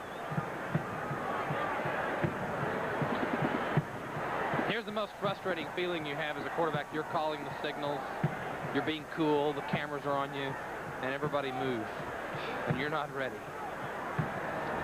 And you die of embarrassment. That's right. Here's the call. Dead ball foul. Contact by the defense. Third down. So that wipes out half the need for North Carolina. They've got a third down and 4. And the fourth penalty on Florida State today. On third downs, North Carolina is only 2 out of 8. Horton in motion. Half roll from Stan Cabbage, incomplete pass. Intended for Dave Truitt. Florida State is doing an excellent job of just controlling North Carolina. North Carolina said they need to control the ball, execute, first down success, control the line of scrimmage. They've done none of those things. Watch Stankavich this time. Watch the play develop. He's got time to throw the ball, but the linebacker, everybody's right where the ball's got to be. Good coverage, good balance, everybody covered. Tommy Barnhart on the kick. He does so. Jesse Hester waits for it. It's a fine kick by Barnhart. Hester at the 29. And down to the 39-yard line. Well, Bobby Bowden was very candid with us last night because he said at the beginning of the year, Steve, he thought his team could be as good as any in the country. And we asked him what went wrong. Yeah, he said they were 9-3 in 82, had 9 starters on offense, 9 on defense coming back. And the problem was, as it came out, was the defense. He felt like they kind of overestimated some of the defensive players. And as old Darrell Roy used to say, a mean dog's going to bite as a pup. And they thought they were young players and they'd get better. Well, the defense didn't come quite as far, and that was the problem. They really played well today. Draw play, Greg Allen. I don't think Darrell Roy said that. I know he said it. Okay, I thought it was Darrell. Mean dog bites the pup. I like it. He also, what was it? I talked to him last week about the line that he's attributed that he's so famous for about 3 things happen when you pass and 2 of them are bad. And he said, you know, I meant that as a joke. But it hung on, and they can't get away from it now. It's been a solid part of college football philosophy for years. That's right. Backs are in the eye on 2nd down and 4. Give to the fullback, pitch out, Greg Allen. Tries to circle outside. There's another tackle broken. North Carolina is not doing a great job of tackling. Butch Griffin missed that one. North Carolina, had they run against the option, they do it right. Eric Thomas, first, he makes a mistake. He doesn't take the ball all the way to the end man. He pitches prematurely. You got to get in that man's face because now he can cover the pitch too. And now you're in position. You got to smack him in the mouth. You got to stop Greg Allen. That time he didn't do it. That moves the chain. First down. North Carolina's defense has had a tough day of it. First down and 10. Going into this possession, Florida State had 230 yards of offense. Here's Thomas with the option play. He'll keep it this time to the 45-yard line. Eric Thomas, 8 carries now for 32 yards, and he has thrown 9 and completed 5. I've seen it so many times as an option quarterback. I've experienced it myself, is that you'll run the option play in practice and spring practice time after time after time, and one day, like it's a brand new day, you walk out there and it all unfolds in front of you. You understand the seam, where the defensive players are going to be, and he'll have a great career running the option play because I can see him as he develops. He's really got the confidence and poise. Draw play. Greg Allen. This time, the door is closed at the 45-yard line. Tackle made by Micah Moon and Ronnie Snipes, the nose guard from Durham, North Carolina. It's a great year for linebackers' names. We've had a bunch of them, haven't we? Oh, what was it from? Rockhurst. Rockhurst and Buck Coatney from Western Carolina. That's right, yeah. 2 greatest linebacker names I've ever heard, Rock and Buck. Micah Moon. Micah Moon. Chuck Wells is in the lineup now for Florida State. Eric Thomas, sophomore quarterback, first start ever. His team leads it by 21. Pops it out, incomplete. He had a man open, but his wide receiver slipped. It was the tight end, Pete Panton, number 96. And his feet went out from under as he tried to make a cut. So Florida State will have to give it up. Happy New Year! Louis Berry comes in. There is Chief Osceola. I didn't think that. Did you hear what he said? I'm Cherokee Nation and part of Oklahoma. I've never heard my Cherokee brothers in Oklahoma say, yeah. Wishing you Merry Christmas, Happy New Year. We got to talk to him. What kind of Indian is he? Here's the kick. Can't get it done twice. It goes into the end zone for the touchback. Louis Berry with another fine kick of 45 yards. Florida State, 21-0 over North Carolina. It's like It's full live on CBS. Atlanta Fulton County Stadium kind of empty today. The weather, and they've had some problems selling tickets for this game, but Bill Zieberts and George Crumley of the Peach Bowl Association announced before the game that they had reached their minimum number of tickets that had to be sold locally to maintain accreditation from the NCAA. There had been reports the Peach Bowl was in trouble, but Bill Zieberts and George Crumley said, we look forward to many, many more Peach Bowls. First down and 10. On the roll, Stan Cabbage. Oh, boy, what a pop.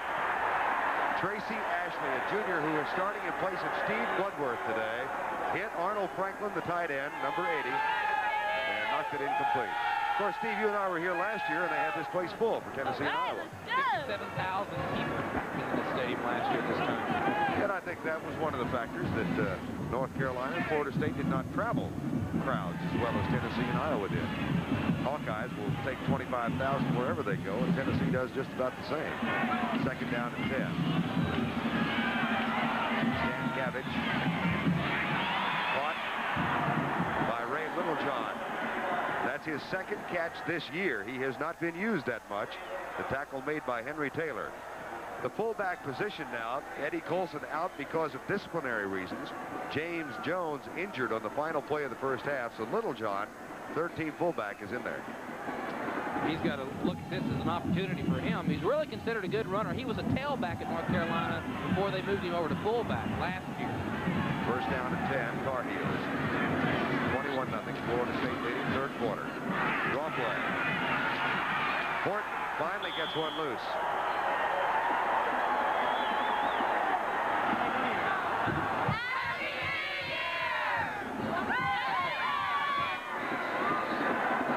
Is that live or on tape? That was live. they did a little bit better job than we did. Yeah, they did. We're going to have a great 1984. We got to get our Happy New Year's down, though. Boy, I know. Well, Davis, we need to work on that. Your cue. At that time, we talked about North Carolina, what they did. The pass play, again, opened them up and gave them a chance to run the football because if you began to mix it up on Florida State, they'll open it up. They opened up the seam and being able to hit the fullback out of the backfield and then come right back with the tailback play.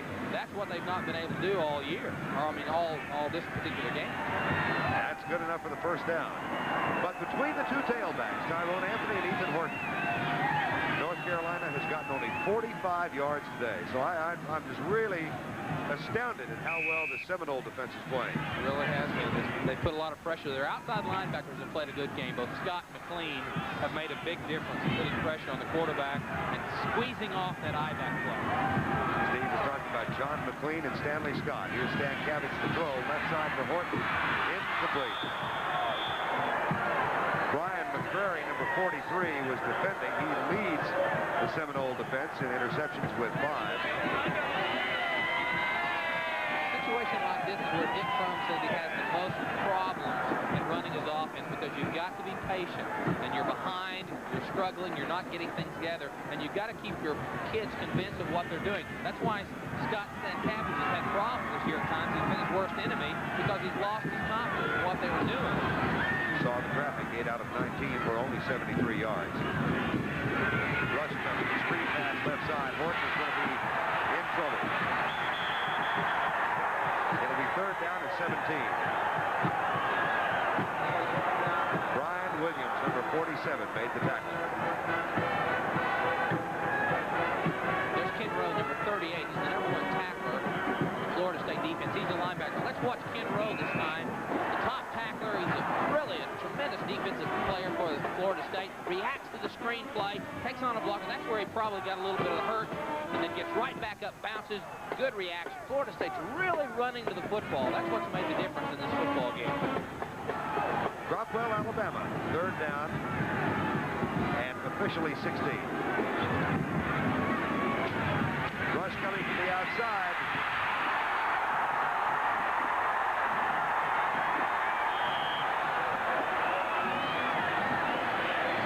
North Carolina gets it back. But it is slipping away from the Tar Heels. Todd Stroud, number 71, nose guard, sophomore from St. Petersburg, Florida, is the man who made the first contact. Looks like he doesn't mind the weather at all. Jesse Hester. 4:25 to go third quarter. From the 35. Flag is down. Away from the ball.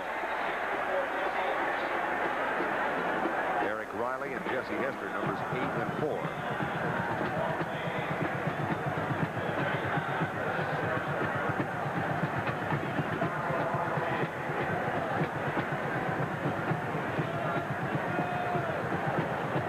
That goes against Florida State.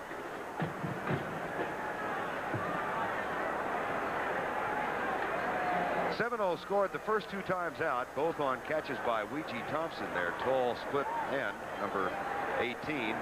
Then they recovered a fumbled punt, a muff punt, 16. Got a touchdown. Scoring the run back. Illegal use of the hands on the receiving team. First down.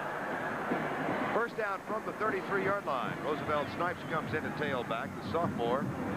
He has carried 5 times for 20 yards so far and has that 1 touchdown run. Florida State leading 21 to nothing with 4:16 to go third quarter.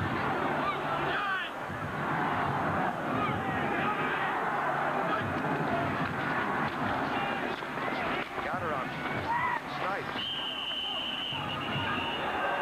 Jeff Blaylock, number 40, the outside linebacker, made the tackle for North Carolina. Total offense now 247 yards for Florida State and only 85 yards for the Tar Heels. It's been the tremendous pursuit of the Florida State defense that has been a key. Their ability to squeeze off the tailback play on first downs, causing a third down and long, thus would indicate why North Carolina has only converted 2 of 9 of their third down conversion attempts. Florida State. Second down and 6. Weegee Thompson in motion wide right. Draw play. Snipes. He's got the first down and is knocked out of bounds at the 48 by Walter Bailey, number 29. Here's Roosevelt Snipes using the cutback ability. The linemen kind of post their defensive men, and now he just finds that open seam, breaks into the secondary. Watch him, he's a power runner. Just uses his good speed and body, keeps his legs underneath him, and makes additional yards. Roosevelt Snipes, a real player of the future for Florida State. Spent a couple years at Coffeyville Junior College in Kansas. Eric Thomas, Lowndes County, Georgia. First start ever. And he's played superbly. He's going deep for Thompson, but Thompson is covered and Thomas keeps it. To the 50-yard line. Bill Shepard, number 23, made the tackle. I used to call that the laugher play when I was at Oklahoma Vern, because what you do, they think options so much. They're thinking that you're going to come down the line of scrimmage, run the option play. The defensive backs, they have to freeze because they've got to concentrate on the possibility that you're going to run the option play at them. Then all of a sudden you draw up and try to throw the ball over. That time they were man coverage and they had him covered. So he had to tuck it under his arm and take the punishment. Second down and 9. Final 3 minutes of the third quarter.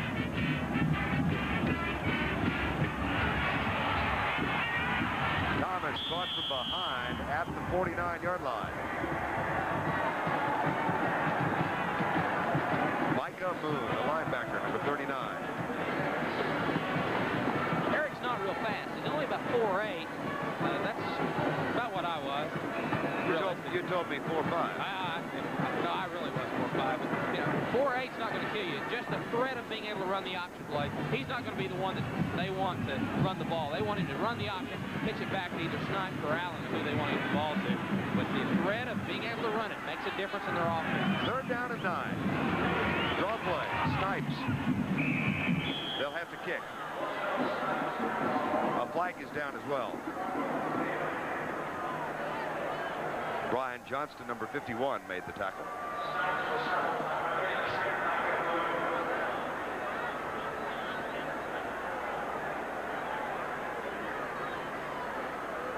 Option apparently with North Carolina. William Fuller out there. And Bill Shepard, outstanding linebacker, coming to the bench with an injury. He's out of Jacksonville, North Carolina. Illegal motion on the offense. Penalty decline. Fourth down. Bill Shepard, his his final game for the Tar Heels. 6'1", 224-pounder.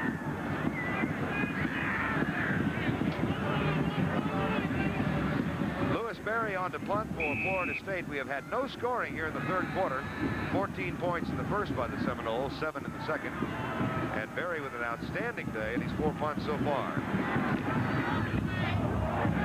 Here's another good one. Black inside the 10, fielded the ball. That's a no-no. Pete Penn, number 96, the tight end, downfield to make the tackle after the 39-yard punt. And a -1 on the return. That's another one that Darrell Roll say, if you feel it inside the 10, there are 3 things that can happen, and 2 of them are bad.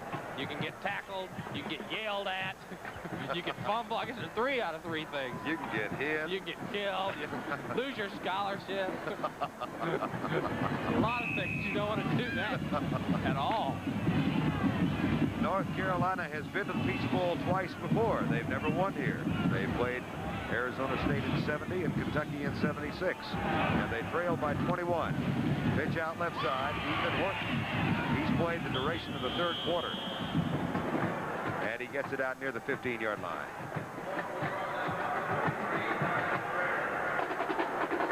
So far, 5 punts. The only opportunity they had resulted in a missed field goal by Brooks Barwick of 43 yards out. They have not been across the 50 more than once, as this much maligned Florida State defensive unit has controlled this game.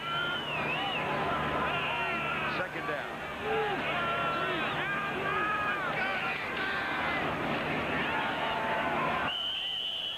Ethan Horton, the junior from Kannapolis, North Carolina, runs into the tackle of Fred Jones, a freshman from Miami, number 55. And the tailbacks now have 51 yards between them. I think another thing that's very noticeable about the Florida State defense is in previous games, they kind of were in a guessing game. They try to line up and cover themselves up. I think they've come out and played very conservative. They played more Bobby Bowden style today. Line up, cover everybody, and go play football, and they've been very effective today. Final minute, third quarter.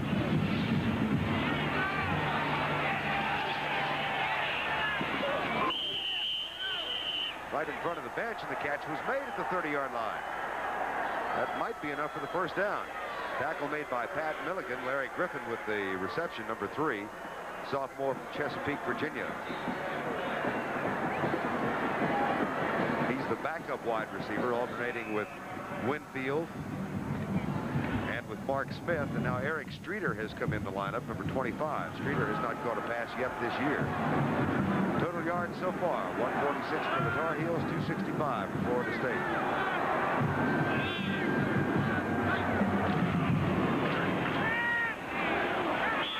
Ray Littlejohn, the fullback. What could be the final play of the third quarter. Isaac Williams, a sophomore defensive tackle, number 45, made the stop. Right now they've got Lenny Chavers, number 68, in there. Isaac Williams, David Ponders, Stanley Scott, John McLean, Prince Matt, Ken Rowe, Eric Riley, Tracy Ashley, Pat Milligan, and Brian McCurry.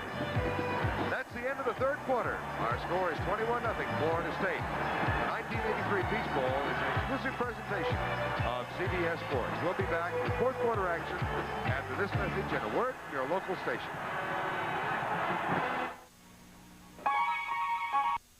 Best seats as you watch all the excitement of Michigan Panther football.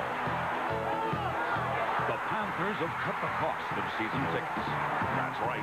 Season tickets are now just $8.50 and $5 per game, the lowest in the league. Last season, the Panthers made history. Next season, we're going to do our best to make history repeat itself. Get a lot of value. You're sure because Sure Antiperspirant helps keep you dry. And by Avis, trying harder makes Avis second to none.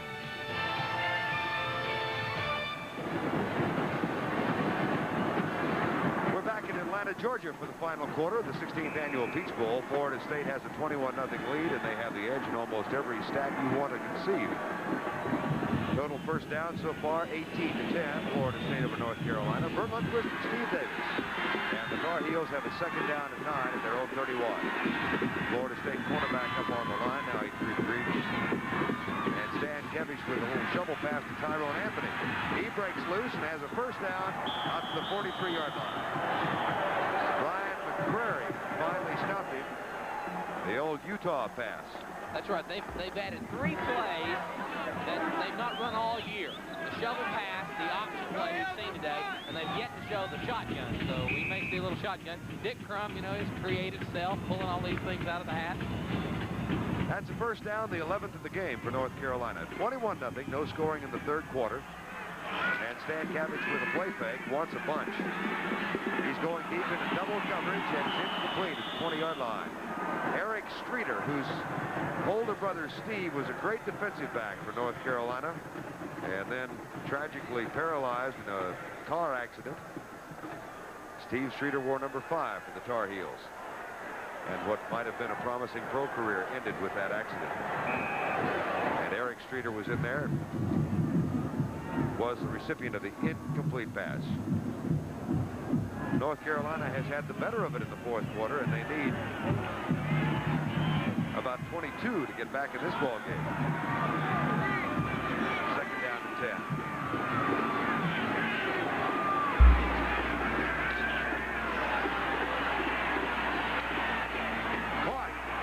Winfield at the 40-yard line. Ken Rowe with the tackle. Earl Winfield's third catch today. This is what North Carolina's not been able to do in this football game with any consistency at all. They'd get something started, and then they'd break down or mistake or a fumble, turnover. But this time, Scott Stankavich comes out on the roll. He comes in between 2 defenders and able to hit young Earl Winfield for the first and 10. Winfield, the leading receiver for North Carolina, 3 catches for 42 yards now. First and 10 to 40. Second time they've been across the 50 today. Audible at the line by Stankavich. And somebody can get the audible. Tyrone Anthony looked a little confused about the path he was supposed to take.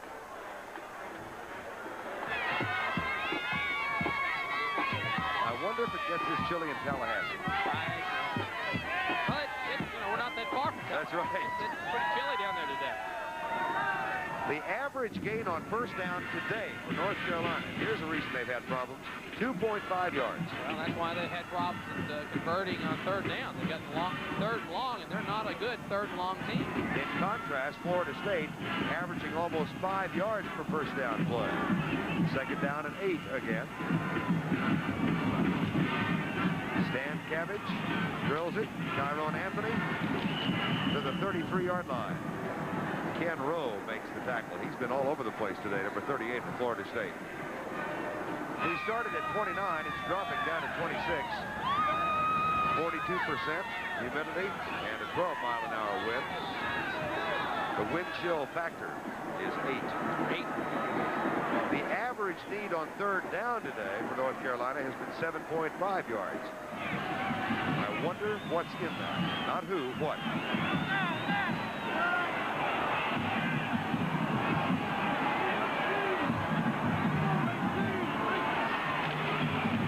Here's the option from North Carolina.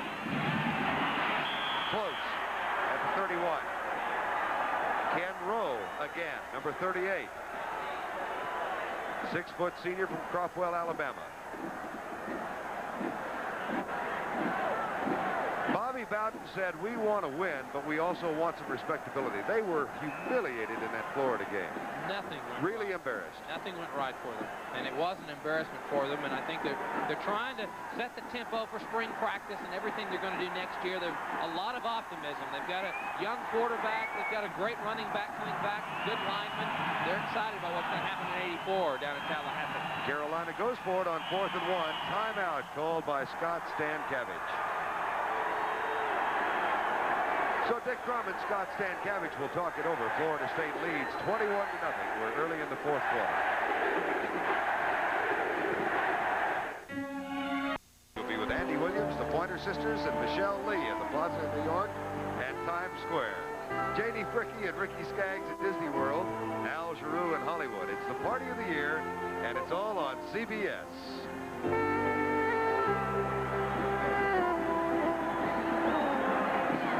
11:49 to go in the ball game. We own them the truck bed. Fourth down and 1. Truitt in motion. Play fake. Caught, first down. Arnold Franklin, the tight end, number 80. Brian McCrary made the tackle.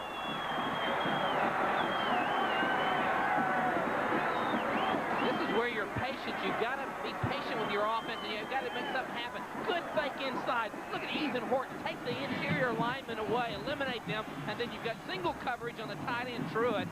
Good throw, execution, good play. Trying to pick up some tempo. North Carolina trying to get something going.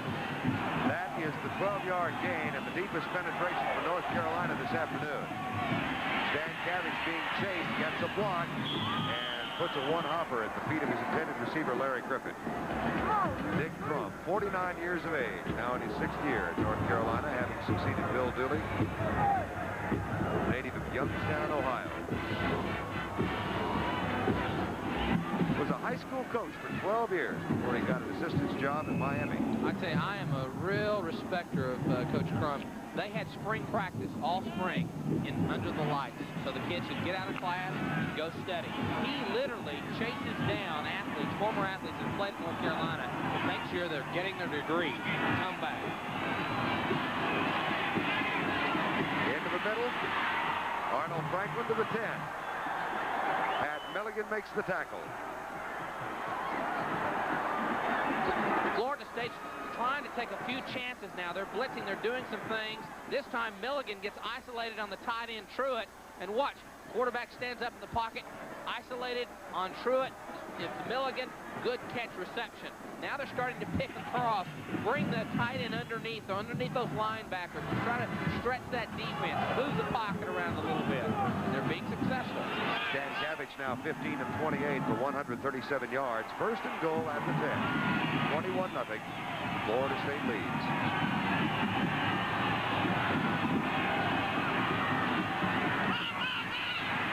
Incomplete. Larry Griffin.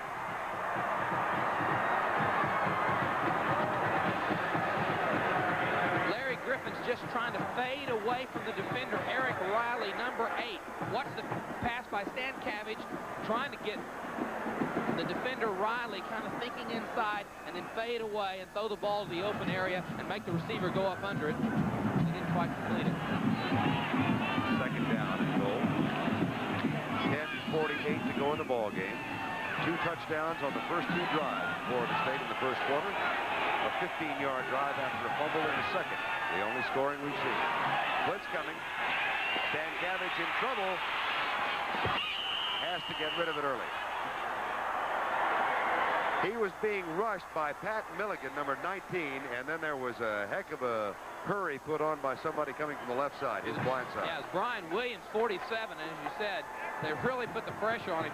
You know, the criticism of this defensive front has really been on Dave Ponder, number 85, but I've seen him in the last 3 plays really make some tremendous effort, get away from the blocker, and then get to the quarterback. And he, you know, coaches have talked different things, but they said Ponder's had a tough year and not using his talent fully to its best.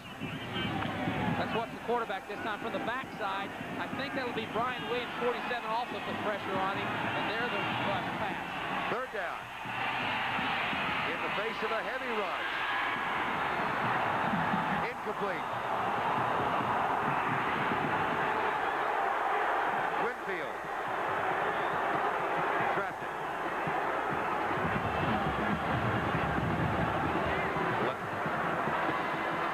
Let's see if he caught it. Number 21, Earl Winfield, right across the middle. That shot is kind of tough to tell. I think it looked like it was, no, I don't think he caught it. What do you think, Vern? Infield fly rule was not in effect. That's right. They had to throw to second to get the force. It was a one-hopper. That's right. Fourth down and goal from the 10.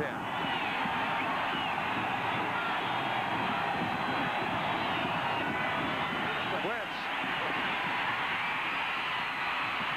Flag is down.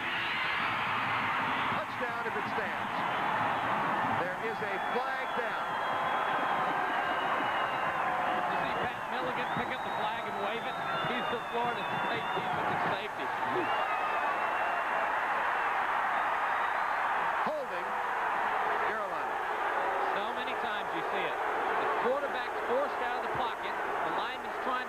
play, keep his man off the quarterback so he grabs him, or he gets his hand outside of the main part of the body, the bulk of the body, and it causes the penalty. There is a sizable contingent of Carolina fans here. And now, following the holding call that wipes out the touchdown to Arnold Franklin, Brooks Barwick has come on fourth down.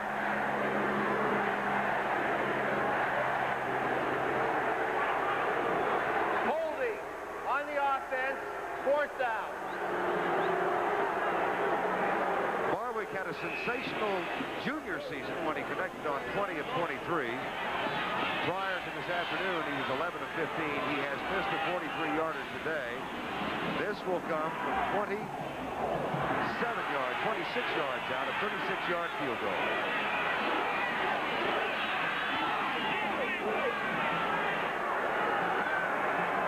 Right through. And at long last, after 3 quarters and 3.5 minutes, Brooks Barwick connects on the field goal to give North Carolina its first 3 points of the day. Raise your hand. You got it. Raise your hand. And Happy New Year from all of us here in Atlanta for the Peach Bowl. Brian Blados at 305 pounds. Getting a well-deserved rest. All-American. He was big. He stood up next to me at the luncheon yesterday, and he stood over you at the luncheon yesterday. He dominated me. He was over me. That's right. For the first time in the 8 years I've known you, I saw fear in your eyes. There was fear. There was total fear. Looked like a Texas defender. 2 or 3 of them.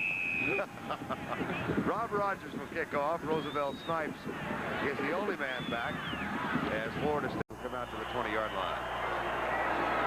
Florida State scored on 2 touchdown tosses from Eric Thomas to Ouija Thompson in the first quarter. Roosevelt Snipes, that man, got a touchdown run after a fumble recovery in the second quarter. North Carolina missed a field goal 43 yards out in the second quarter. There was no scoring in the third, and they have just connected on a 36-yarder in the fourth quarter to narrow the margin to 21-3. The only team that scored less than 10 points against Florida State is Louisville, 51-7 in that game. Florida State won it. Here's the handoff up the middle to the fullback. Cletus Jones and Micah Moon make the tackle. Here's Kathy Kennedy in the court for Princesses. Kathy is the 1983 Peach Bowl queen.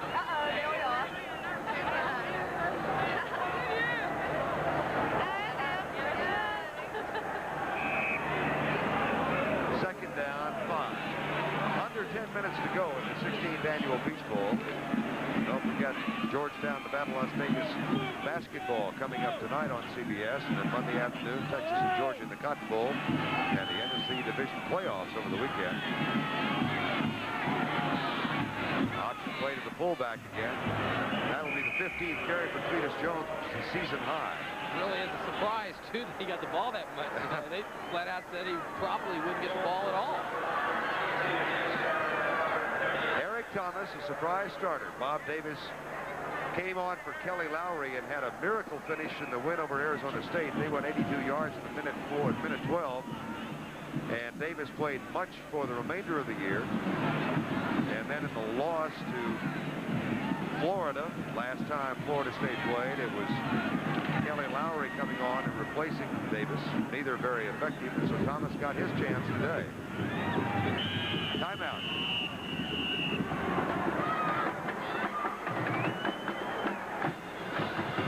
Ouija Thompson saw something he didn't like, so the senior called timeout. It's 21-3. Florida State leading North Carolina. Back in just a moment. Now Avis has games tomorrow at 3:30 Eastern.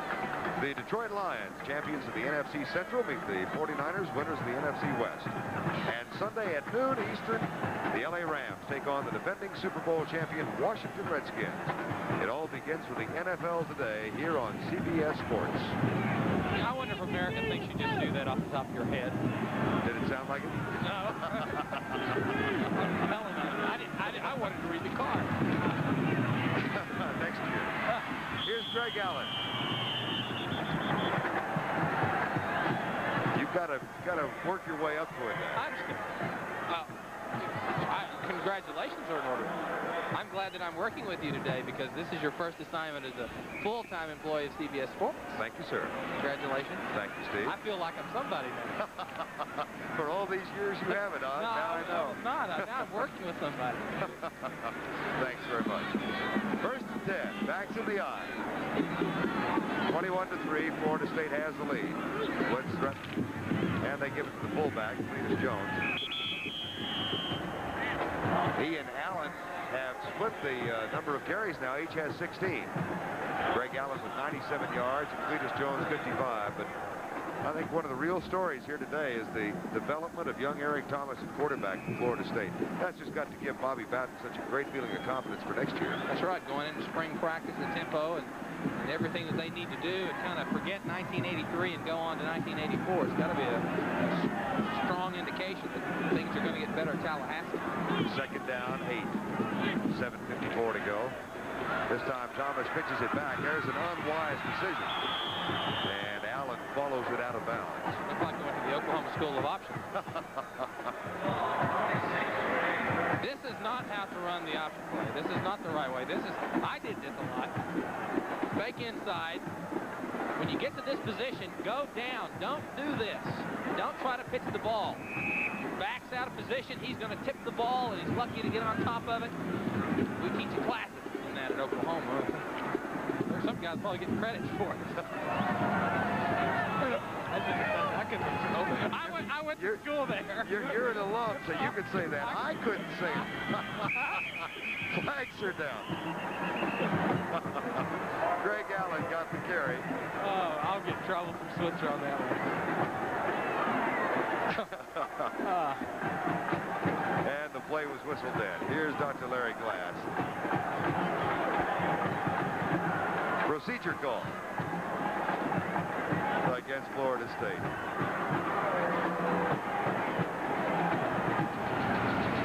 Heaters are out. It was 29 degrees when we started. I think that's the problem. Florida State's got more heater power because there's 40 guys by their heater over that side.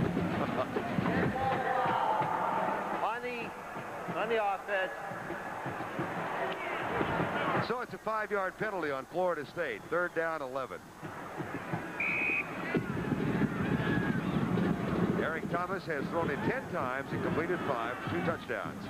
Little mix-up there, and it'll be a 4th down play. Aaron Jackson, the junior from Washington, D.C., and William Fuller, number 95 and 81, made the tackle. So North Carolina gets it back with 7:35 to go.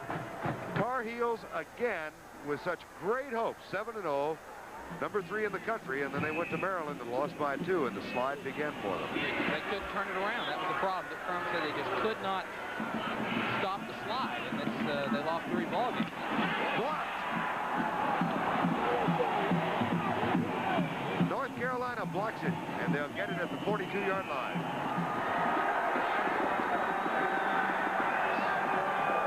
It looked like it was Edison Bramble, a junior from Garden City, number 55, who got the block.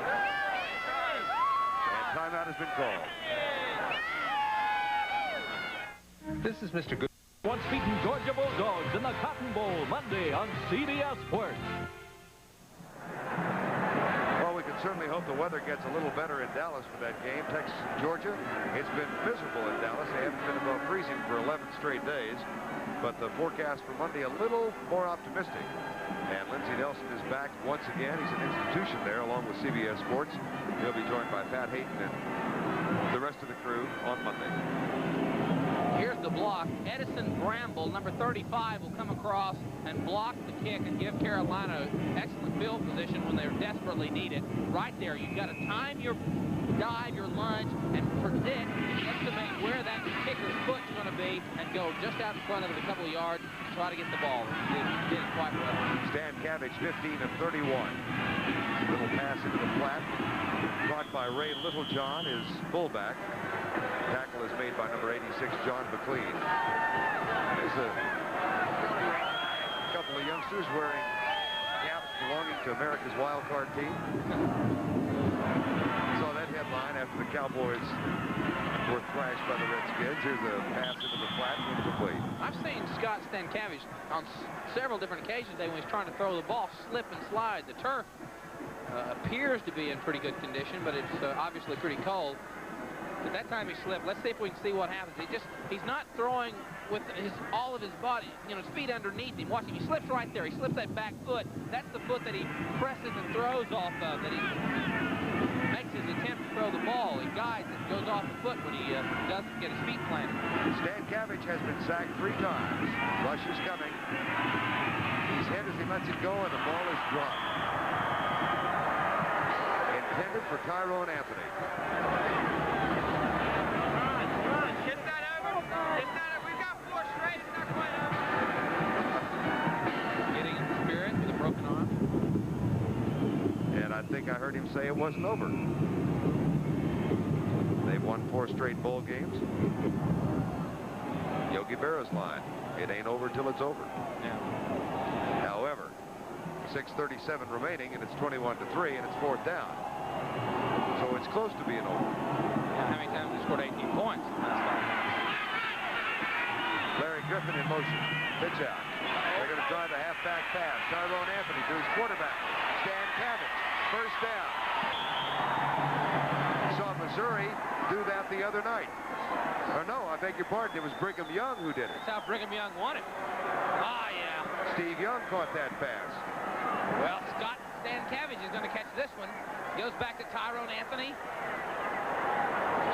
Gets everybody going one direction. Kind of a wounded duck play, but it gets there. That's all that matters.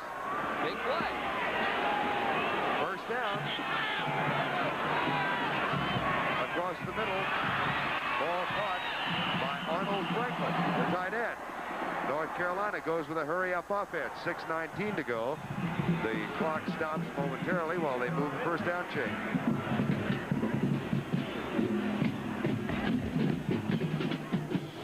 All 21 Florida State points scored in the first half.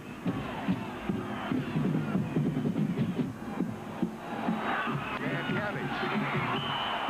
Once that ball had been tipped, it became a free ball.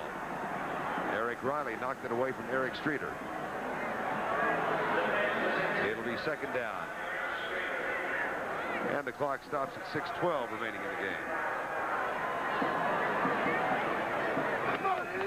Nick Crum might be on the verge of losing his first bowl game.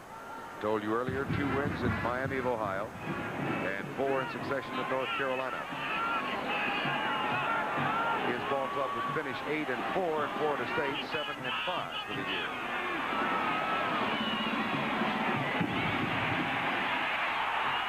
That is going to be ruled a pass. Alfonso Carricker got there, number 76.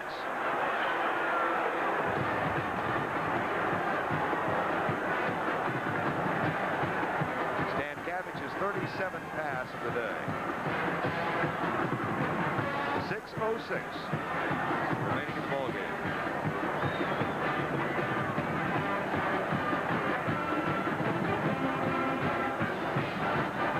Blados, the big number 60, who fills your screen to the right side, and now you look at Stan Cabbage. 3rd down and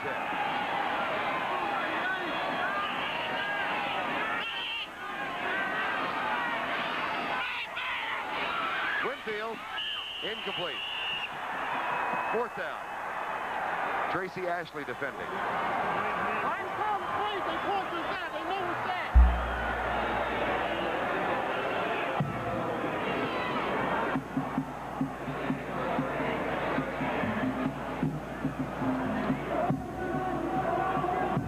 Bobby Bowden's got a daughter who's married to a high school coach in Morgantown, West Virginia, and he's got 2 sons who coaches. One is a teacher of religion. He and his wife, parents of 6 children. Matter of fact, one of his sons is an assistant at Duke, Tommy. And Tommy was with him at Florida State for a while. 4th down. Stan Cabbage gets his man up on the line. Motion from Larry Griffin. Man is open, tipped away at the goal line. Griffin was there. Brian McCrary, number 43, knocked it away. Tremendous recovery by Brian McCrary. Right there at the end of the replay, you saw him make the lunge out and make the play. So the drive stalls with 5:57 to go in the game. Florida State leads 21-3. It's Chevy. For the Brian McCrary, the ball's on track, the ball's a little bit behind the receiver, and he lunges right through the receiver's right arm to knock the ball away. He was out of position, the ball was thrown behind him, and junior safety Brian McCrary made a big play and turned North Carolina back. Know how he got to Florida State? Now, his father, Conrad McCrary, played football for Bobby Bowden at Howard University. he read some stuff I didn't get a chance to read. Here's Eric Thomas. Nice fake. He'll keep it. And the clock continues to unroll with 5:45 remaining in the game.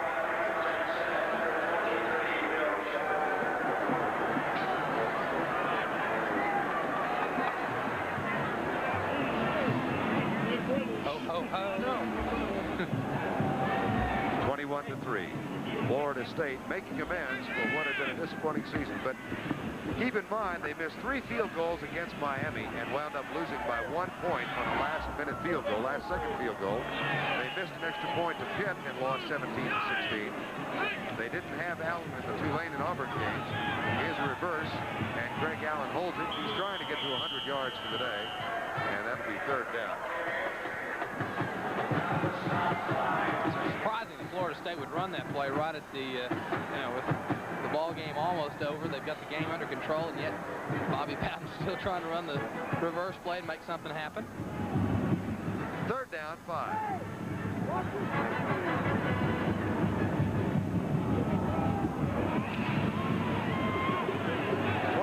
With 4:35 to go in the game.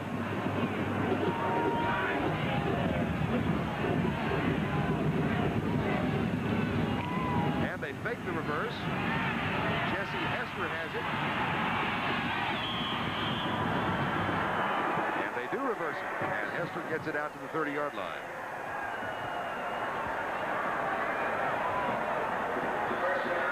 Bobby Bowden's really pulling everything, all the stops out, even though he's got the game under control. Greg Allen back to Hester, number 4. Hester really has got tremendous speed. 4.4. They've not taken him deep today, which was a surprise. Florida State felt like they didn't have to go deep. It's been a big day for Florida State offensively, regardless of what they've done in the deep passing game. 4:05 to go in the ball game. 21-3. Florida State in control. Cletus Jones, busiest day of the year for him. Bill Shepard made the tackle.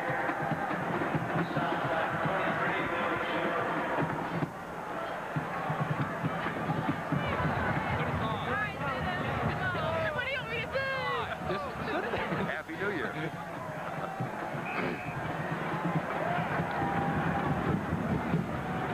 The 2nd down, 1. And we've got 3.5 to go in the ball game.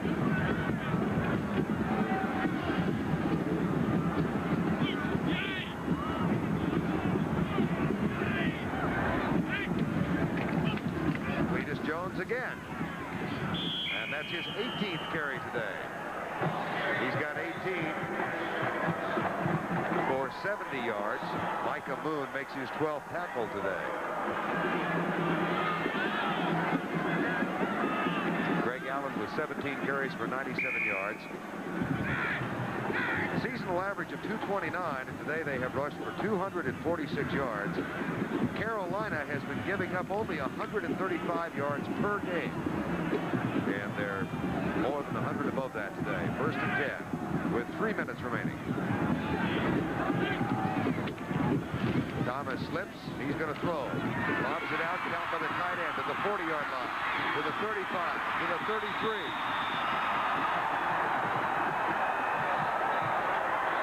Pete Patton, the tight end.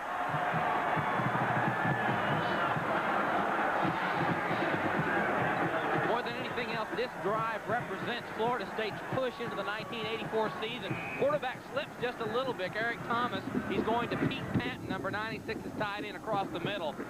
Really a creative drive, the reverse play, a couple of sweep plays, the option play, and now the pass across the middle of the tight end. Boy, he used his power, 230.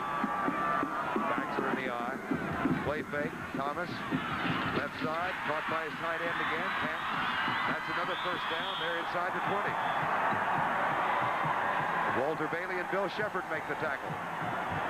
They're not here in large numbers, but they're happy. They really are. They've got a lot to be happy for. They're getting ready for next season. Right now, he's going across the middle again. He breaks across. The tight end came all the way across the middle, and there he was. Good break down by North Carolina, but you give him 12, 14 yards on the pass play.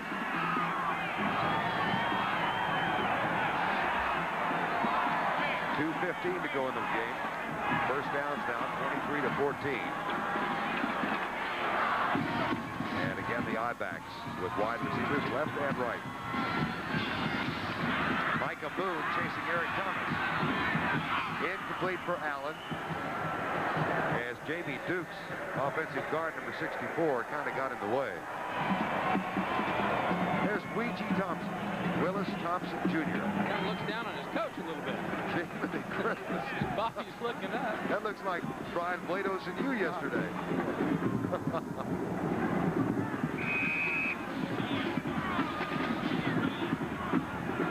Under 2 minutes remaining. Florida State with a second down and 10. Last-minute substitutions being made defensively by North Carolina.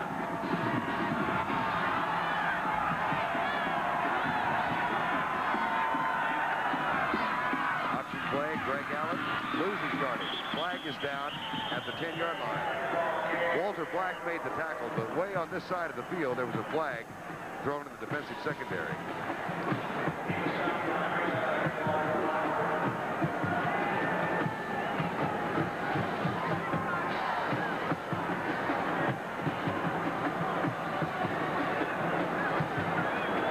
Dr. Larry Glass and the Mid-American Conference crew talking it over, and here's the call.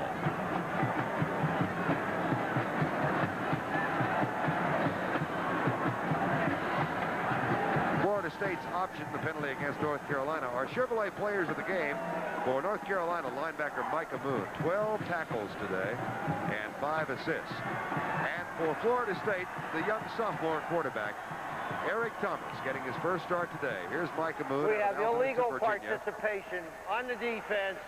First down. And Eric Thomas getting his first start out of Lake Park, Georgia, leading the Seminoles to a bowl victory today. They won the Gator Bowl last year.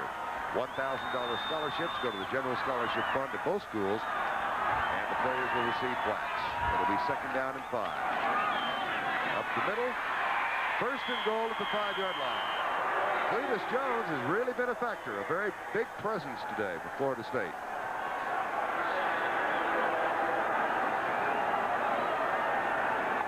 Executive producer of college sports for CBS is Kevin O'Malley. Today's coverage of the 1983 Peach Bowl produced by Jim Silman and directed by Larry Cavalina. Our associate producer, Patty Tewitt. Our field technical manager, Lou Scana. Technical supervisor, Bob Burnham.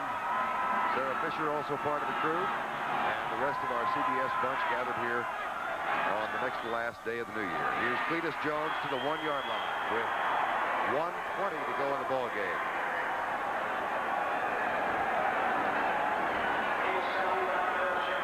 That'll set it up 3 feet away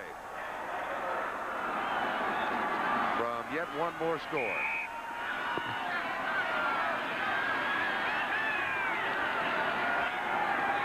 As Florida State is on the verge, they're 60 seconds away from winning the 1983 Peach Bowl over North Carolina on a chilly day in Atlanta, Georgia.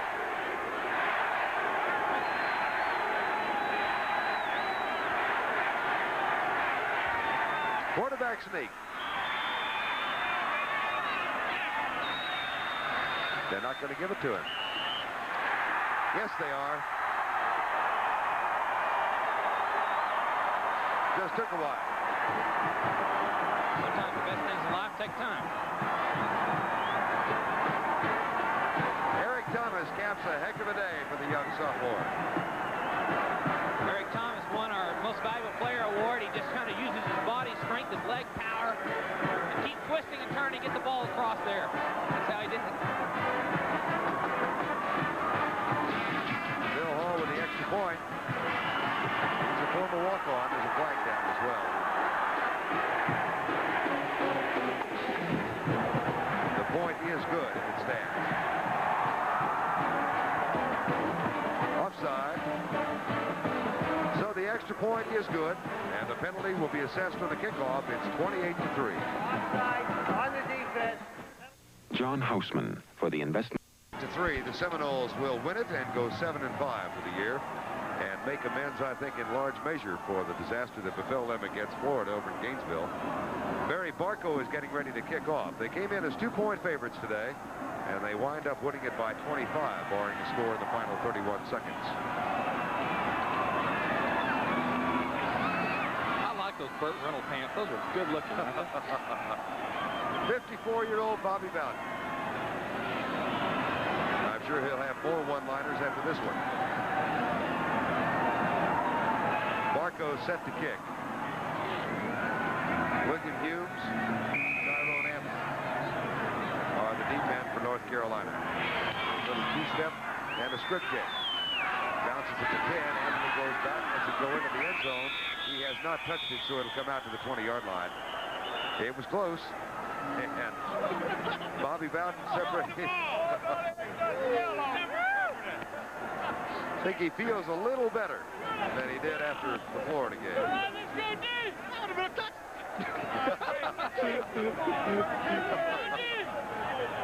31 seconds to go in the ball game.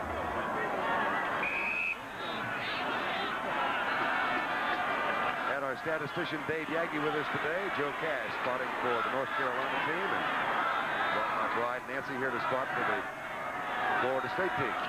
Thank you. Here's Larry Griffin on the reverse. Wants to throw the ball. Now he fumbles. It's battled for at the 12-yard line. And with 21 seconds to go, let's see who got it. North Carolina got it back.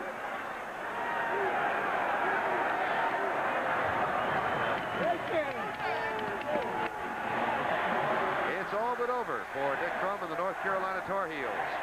6 seconds. 5, 4, 3. That's it.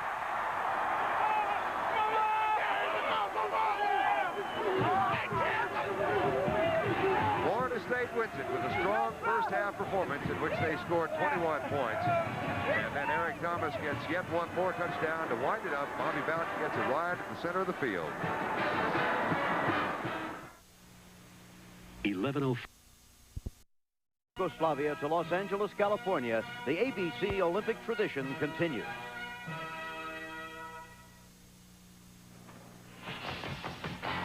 The Iowa Hawkeyes are led into the Gator Bowl by quarterback Chuck Long, whose passing efficiency this season ranked second in the nation, only to Heisman runner-up Steve Young.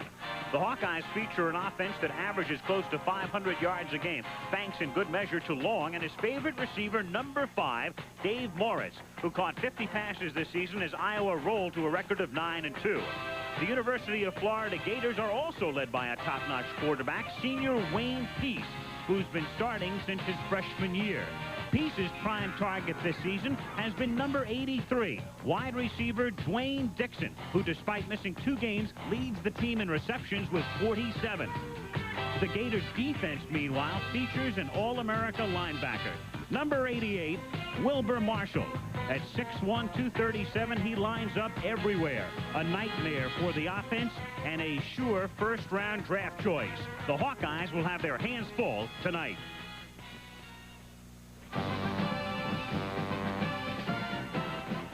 ABC Sports presents, live from Jacksonville, Florida, the 39th annual Gator Bowl. Iowa against Florida. This ABC Sports exclusive is being sponsored by Chevrolet, official U.S. cars and trucks of the 14th Olympic Winter Games. Chevrolet and you, taking charge. By Meisterbrau, a great beer at a great price. By Sharp Electronics Corporation. From sharp minds come sharp products. And by Mr. Goodwrench and General Motors Parts, who help you keep that great GM feeling with genuine GM parts.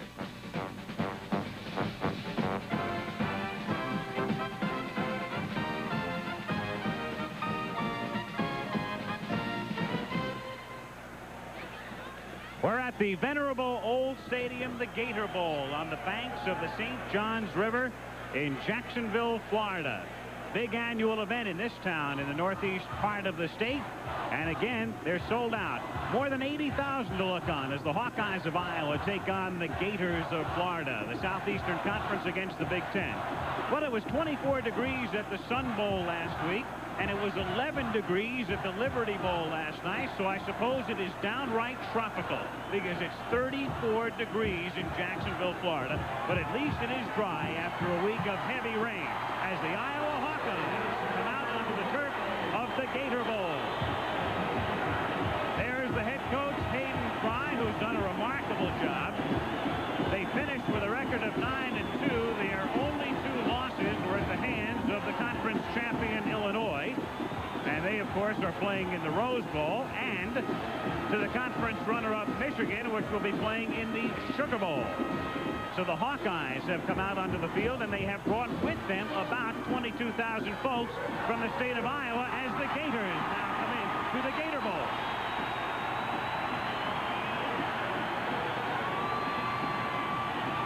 Gainesville is only 72 miles from Jacksonville, so they will be the crowd favorite tonight.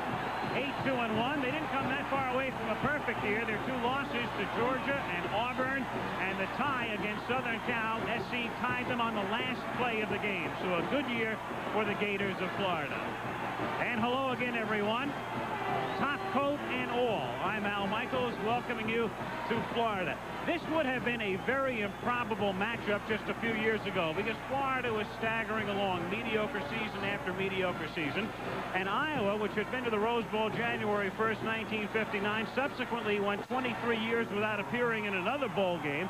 In fact, had 19 non-winning years. But Charlie Pell took over at Florida in 79, had a winless first year, but turned it around in 80. And tonight they're playing in their 4th consecutive bowl game. Iowa, meanwhile, got things turned around under Hayden Fry, and tonight will be their 3rd consecutive bowl appearance after they had been to bowls only twice in their entire history. My regular partner is Lee Grosskopf. He would have been here tonight, but he's recuperating, and we might say recuperating rather well from a recent stomach ailment. So in his stead, a man who is no stranger to you, Frank Broyles. And Frank, as you approach a bowl game as a coach, you have to approach it differently than the regular season. How do you see this one tonight? Well, we've got to remember that Iowa has not played a game in 6 weeks. Florida has only played 1 in 7 weeks. And because of holidays and Christmas, they've only had 8 practices. And your running game suffers, so you rely primarily on your quarterback. That's the key. And Chuck Long of Iowa is an awfully good one.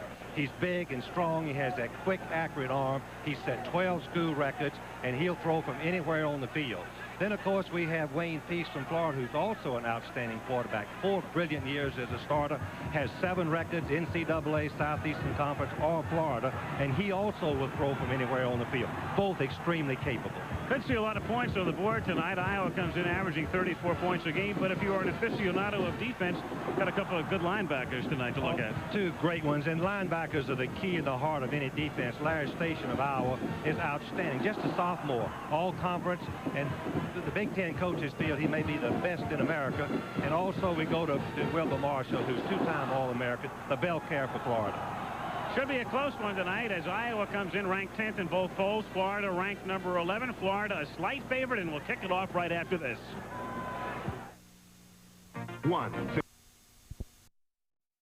Some folks may elect not to show up tonight. It's possible.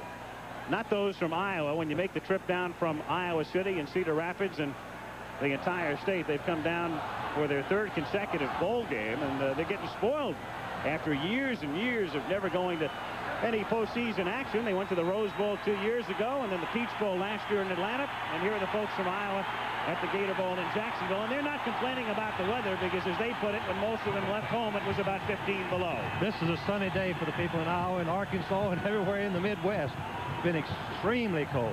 You're not going to get too much sympathy from most of the rest of the country. So 34 degrees is the game time temperature, and the Iowa Hawkeyes will receive. That's Ronnie Harmon, who is a wingback in their offense and their leading kick returner. He is back deep along with Norman Granger as Iowa receives. The Gators of Florida, a slight favorite in this game. To kick off is Chris Perkins, who is their kickoff man and long field goal man. Bobby Raymond is their other place kicker, and he's exceptional. Good deep kick, fielded 5 yards in the end zone by Harmon.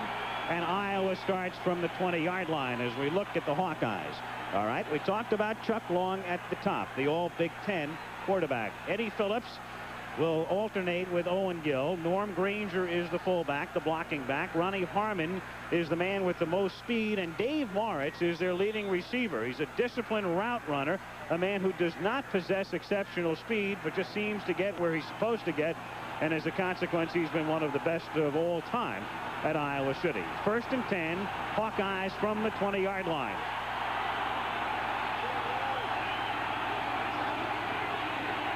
And it's Granger straight ahead on a very simple first play for a gain of 2. It'll be 2nd down and 8. John Alt is all Big Ten. He's 275 pounds. He's flanked by Tim Hanna, the left guard. Then in the middle, Joel Hilgenberg of the famous Hilgenbergs of Iowa. John Relk, the left guard. Joe Lavellis comes out of Lindenhurst, New York on Long Island. Mike Hufford, whose brother plays on defense, is the tight end. We talk about the famous Hilgenbergs. Joel's brother Jay starts for the Bears, and of course Wally, his uncle, a longtime star with the Minnesota Vikings. 2nd down, 8, Hawkeyes from the 22-yard line. As Long throws, and it's incomplete. The pass is short at the 28-yard line, intended for Bill Brohammer. The Florida defense, Harris, Newton, and Cleveland are the down linemen, and Johnson and Marshall, Korf, and McAllister, the linebacking core. Marshall lining up all over. Easman and Vaughn are the corners. The safeties are very good. Tony Lilly gets a lot of publicity, number 18, but the pros really love Randy Clark, the strong safety, number 81. They think he'll go very high. 3rd down and 8. That's Harmon in motion. On a draw play, it's Phillips, who is stopped at the 25-yard line. So the Florida defense is able to hold Iowa. Mark Korf, number 59, one of the few non-Floridians on this team. He's from Granada Hills, California, went to Pasadena Junior College, and they recruited him from out west. And he's the man very happily coming back to the bench because Florida will be getting the ball. Roger Sibbald and Tony Lilly are back to receive as they send 2 men back, and Tom Nickel, who's also the place kicker, does the punting. It's a wobbly kick. They let bounce at the 43, and it bounces inside the 35-yard line and is down at the 34 as the Gators take over there. So the kick, a bouncing kick, travels 42 yards, and Wayne Peace will lead the Gators up to the line of scrimmage. He has Neil Anderson. We'll also see a lot of Lorenzo Hampton. John Williams is a good fullback. He's averaging almost 7 yards a carry. B. Lang is one wide out, and their leading receiver, Dwayne Dixon, is the other. Lang has more speed. Dixon runs the better routes and has the great hands. Lang is wide to the left, and Dixon is wide to the right. Williams and Anderson are the running backs on 1st down from the 34-yard line. They start with John L. Williams, who slips a tackle, gets to the outside, and picks up about 4 yards. The Gators up front, and it's a veteran unit. Lomas Brown has really come into his own this year. 2nd team All Southeastern Conference. John Hunt, the senior, is 261. Phil Bromley is a great story. We'll tell you later. Buddy Schulteis is the right guard. Scott Trimble starts at right tackle, 291 pounds, and Tom Petty is the tight end. 2nd down and 6 from the 37-yard line. Peace on a short roll, throwing against the grain and incomplete, and the official had to reach for the flag. It took him a while to get it out, but he did indeed. B. Lang was interfered with by Mike Stoops, number 41. Al, it could go either way because the offensive man's responsibility is to dodge the defensive man. And it will. It's going to go against the offense. Exactly. The rules are very clear this year, and the point has been made by David Nelson, the Secretary of the Rules Committee, that the offensive man must keep his hands off of the defensive man, must avoid him. It's his responsibility. It's a 15-yard penalty and loss of down. Offensive pass interference. Here. Rush is down. Here. James Garvey is the official, and there are the rest of them. He's a school principal, and the men he works with tonight. So our first flag, and it's 3rd down and 20 from the 23-yard line. 3rd and 20. Peace getting good protection, but nobody's open, and now he has to scramble, and he's dropped at the line of scrimmage by Tony Wankett, number 92, a junior from Atkinson, Illinois. Most of the Florida Gators come from here in Florida. Interestingly, as we'll point out through the night as we read the hometowns for you, a lot of the Iowa players come from Illinois and some even from the New York and New Jersey region. Well, the Florida high schools have the highest concentration of outstanding athletes of any southern state. We'll discuss that, as Al mentioned, a little bit later. The kick by Criswell is a bad one, but it takes a nice Florida bounce and is downed at the 38-yard line by Robert Smith. So each team has had it once, and the Hawkeyes will start again this time from the 38. 12:39 to go in the first quarter of the Gator Bowl. Hey. Quarter at the Gator Bowl. 80,000, most of whom are wearing thermals tonight, looking on.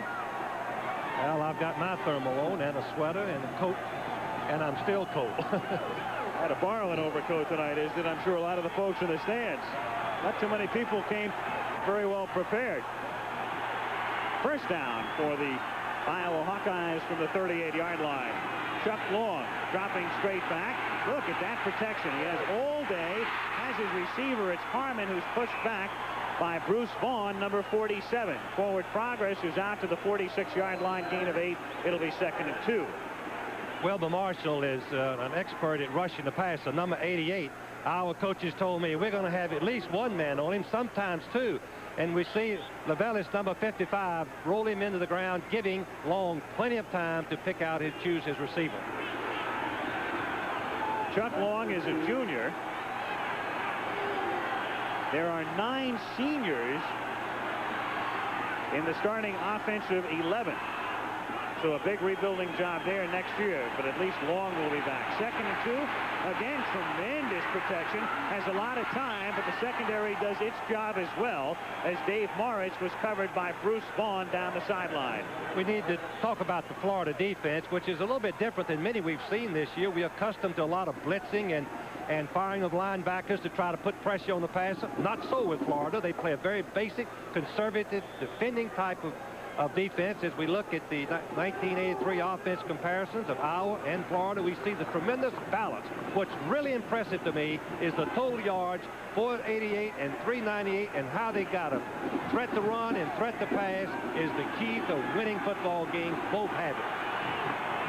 3rd down and 2, a long 2, short 3 as they go with the fullback. That's Norm Granger, and he picks up the first down as he takes it to the 50-yard line, and Freddie McAllister makes the tackle. Defensive football is a guessing game, a playing of checkers.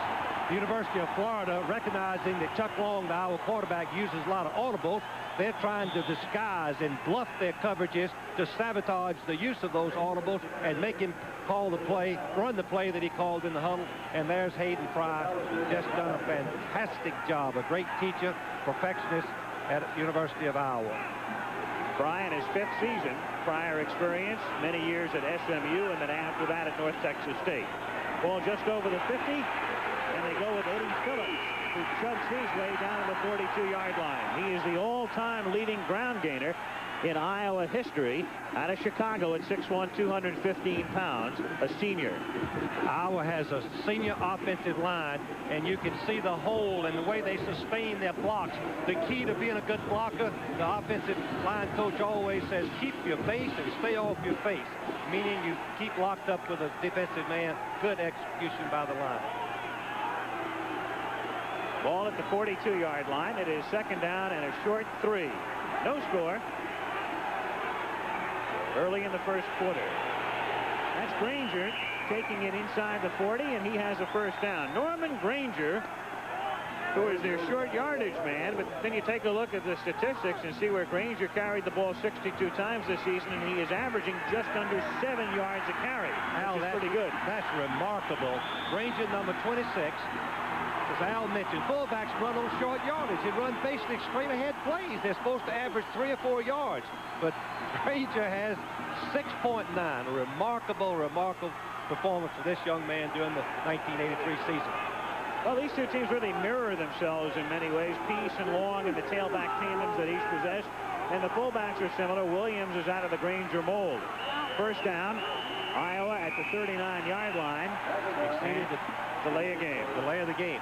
Al, we were just getting ready to see Florida do something extreme for the first time on defense. They were going to blitz their linebackers and fire their strong safety. And the Iowa team took a little bit too long in getting their play called.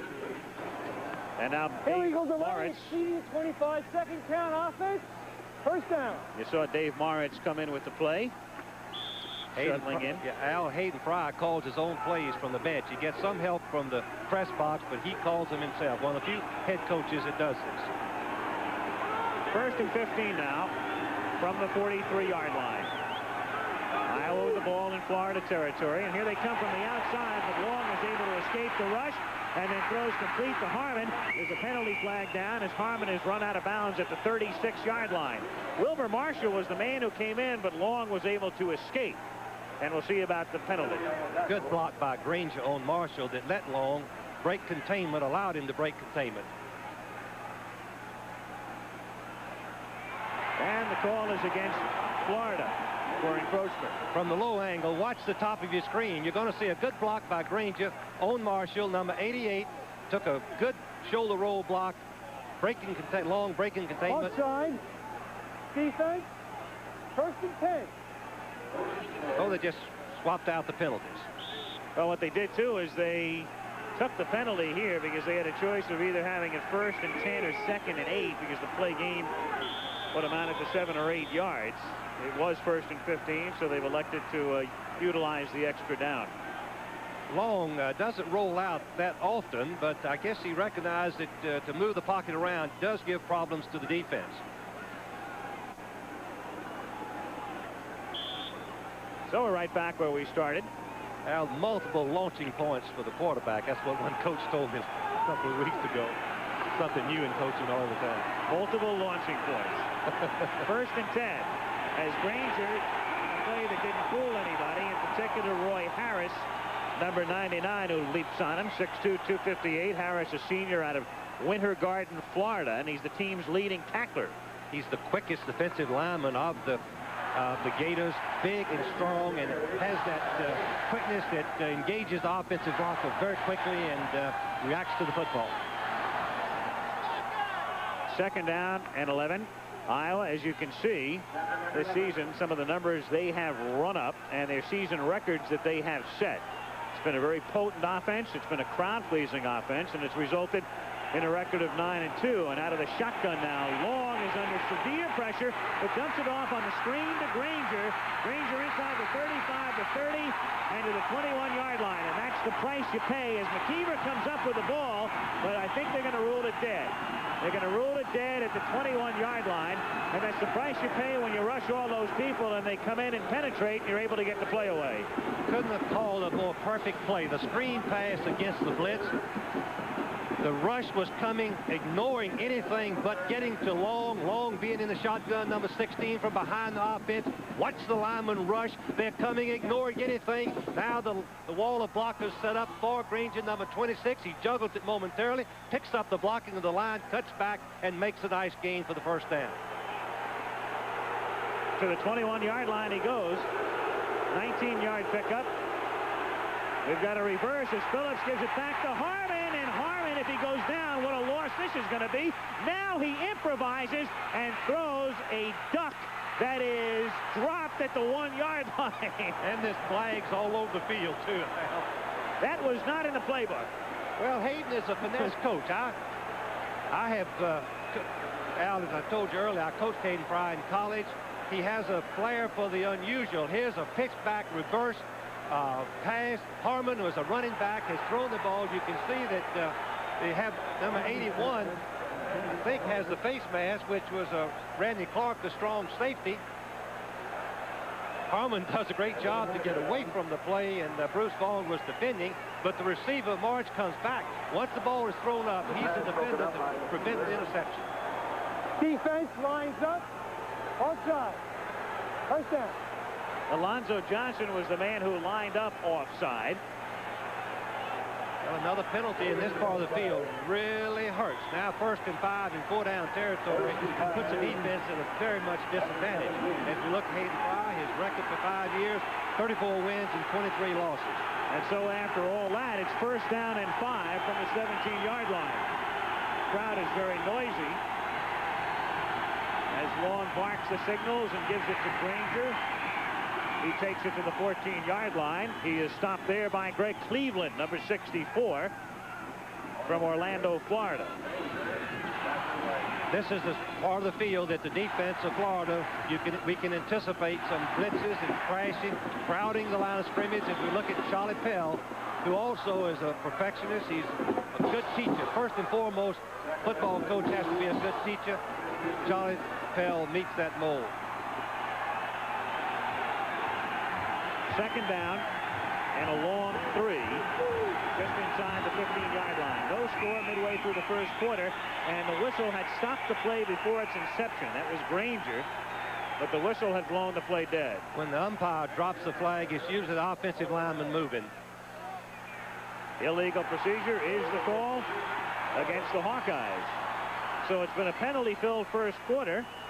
I guess in good measure, Frank, because of the fact, as you mentioned early on, the teams have not played very much in the last 6 or 7 weeks. Well, that's a good point, but also the crowd noise is a big factor. Dead ball foul, illegal procedure, offense, 2nd down. The crowd noise, Al, right in that part of the field was at such a level that the lineman could not hear it. Everybody yelling to keep warm. Here's the Iowa Hawkeyes 9-2 record. You can see they lost to Illinois and they lost to Michigan. It's the first Iowa team that's won 9 games in the regular season in 70 years. But take a closer look there. You can see they started the season with a huge win over Iowa State, then 2 big wins. Then they had the letdown against Illinois. But it's been a good season for them. Timeout here, 7:36 to go in the period. No score. Sharp entry. Down 8. Phillips. Wrapped up at the line of scrimmage by Greg Cleveland, number 64. They moved him from offensive tackle in the spring, and Tim Newton helped out from the middle, number 56. Good defense by Florida.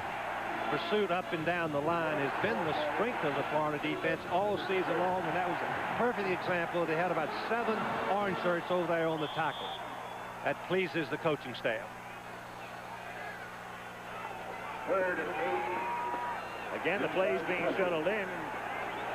You were mentioning, Frank, it's interesting with the plays getting shuttled in. Oft times they're running right down to the end of that 25-second clock.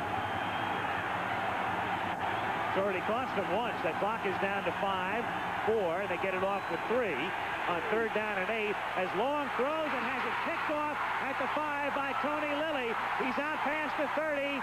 He cuts back, runs into his own man, and goes down at the 43-yard line. So that's the end of that drive, and now Florida has good field position. Dave Moritz, the intended receiver, but Tony Lilly, first team All-Southeastern Conference, steps in front to pick it off and run it back. He had 4 interceptions during the regular season. Lilly has great anticipation.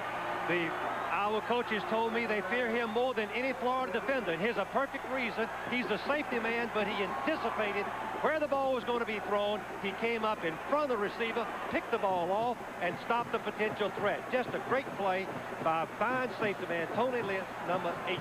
And we also have a penalty marker on the run back, apparently. Flag was dropped at the 26. It is, so most of that run back is negated as the clipping call moves the ball back to the 13-yard line. Al, is just a tremendous play by Lilly, coming up in front and picking the ball off. No reason to defend behind the goal line. So Florida takes over, but not quite in as advantageous a position with no score in the first period. Me and my brothers. For the penalty, a senior out of Woodbridge, Virginia. Here's the play again. Chuck Long telegraphed where he's going to throw the ball. He looked at Moritz, the receiver, for about 2 or 3 seconds. Lilly came right in front of him. Just a great anticipation by Lilly, and break on the ball. After the clipping call, Florida starts from the 13-yard line. Their second possession. It's Anderson who got past the 20.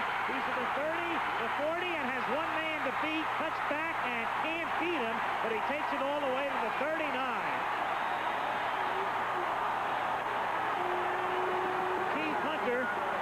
14 was the man who saved the touchdown, the cornerback, on a great burst by Neil Anderson over the left side. From the end zone, on this particular play, the backs are taught run for 4 yards. When you see a little daylight, be sure you make the 4 yards. The big plays just happen by the individual effort of the ball carrier. Anderson, just an outstanding sophomore, comes all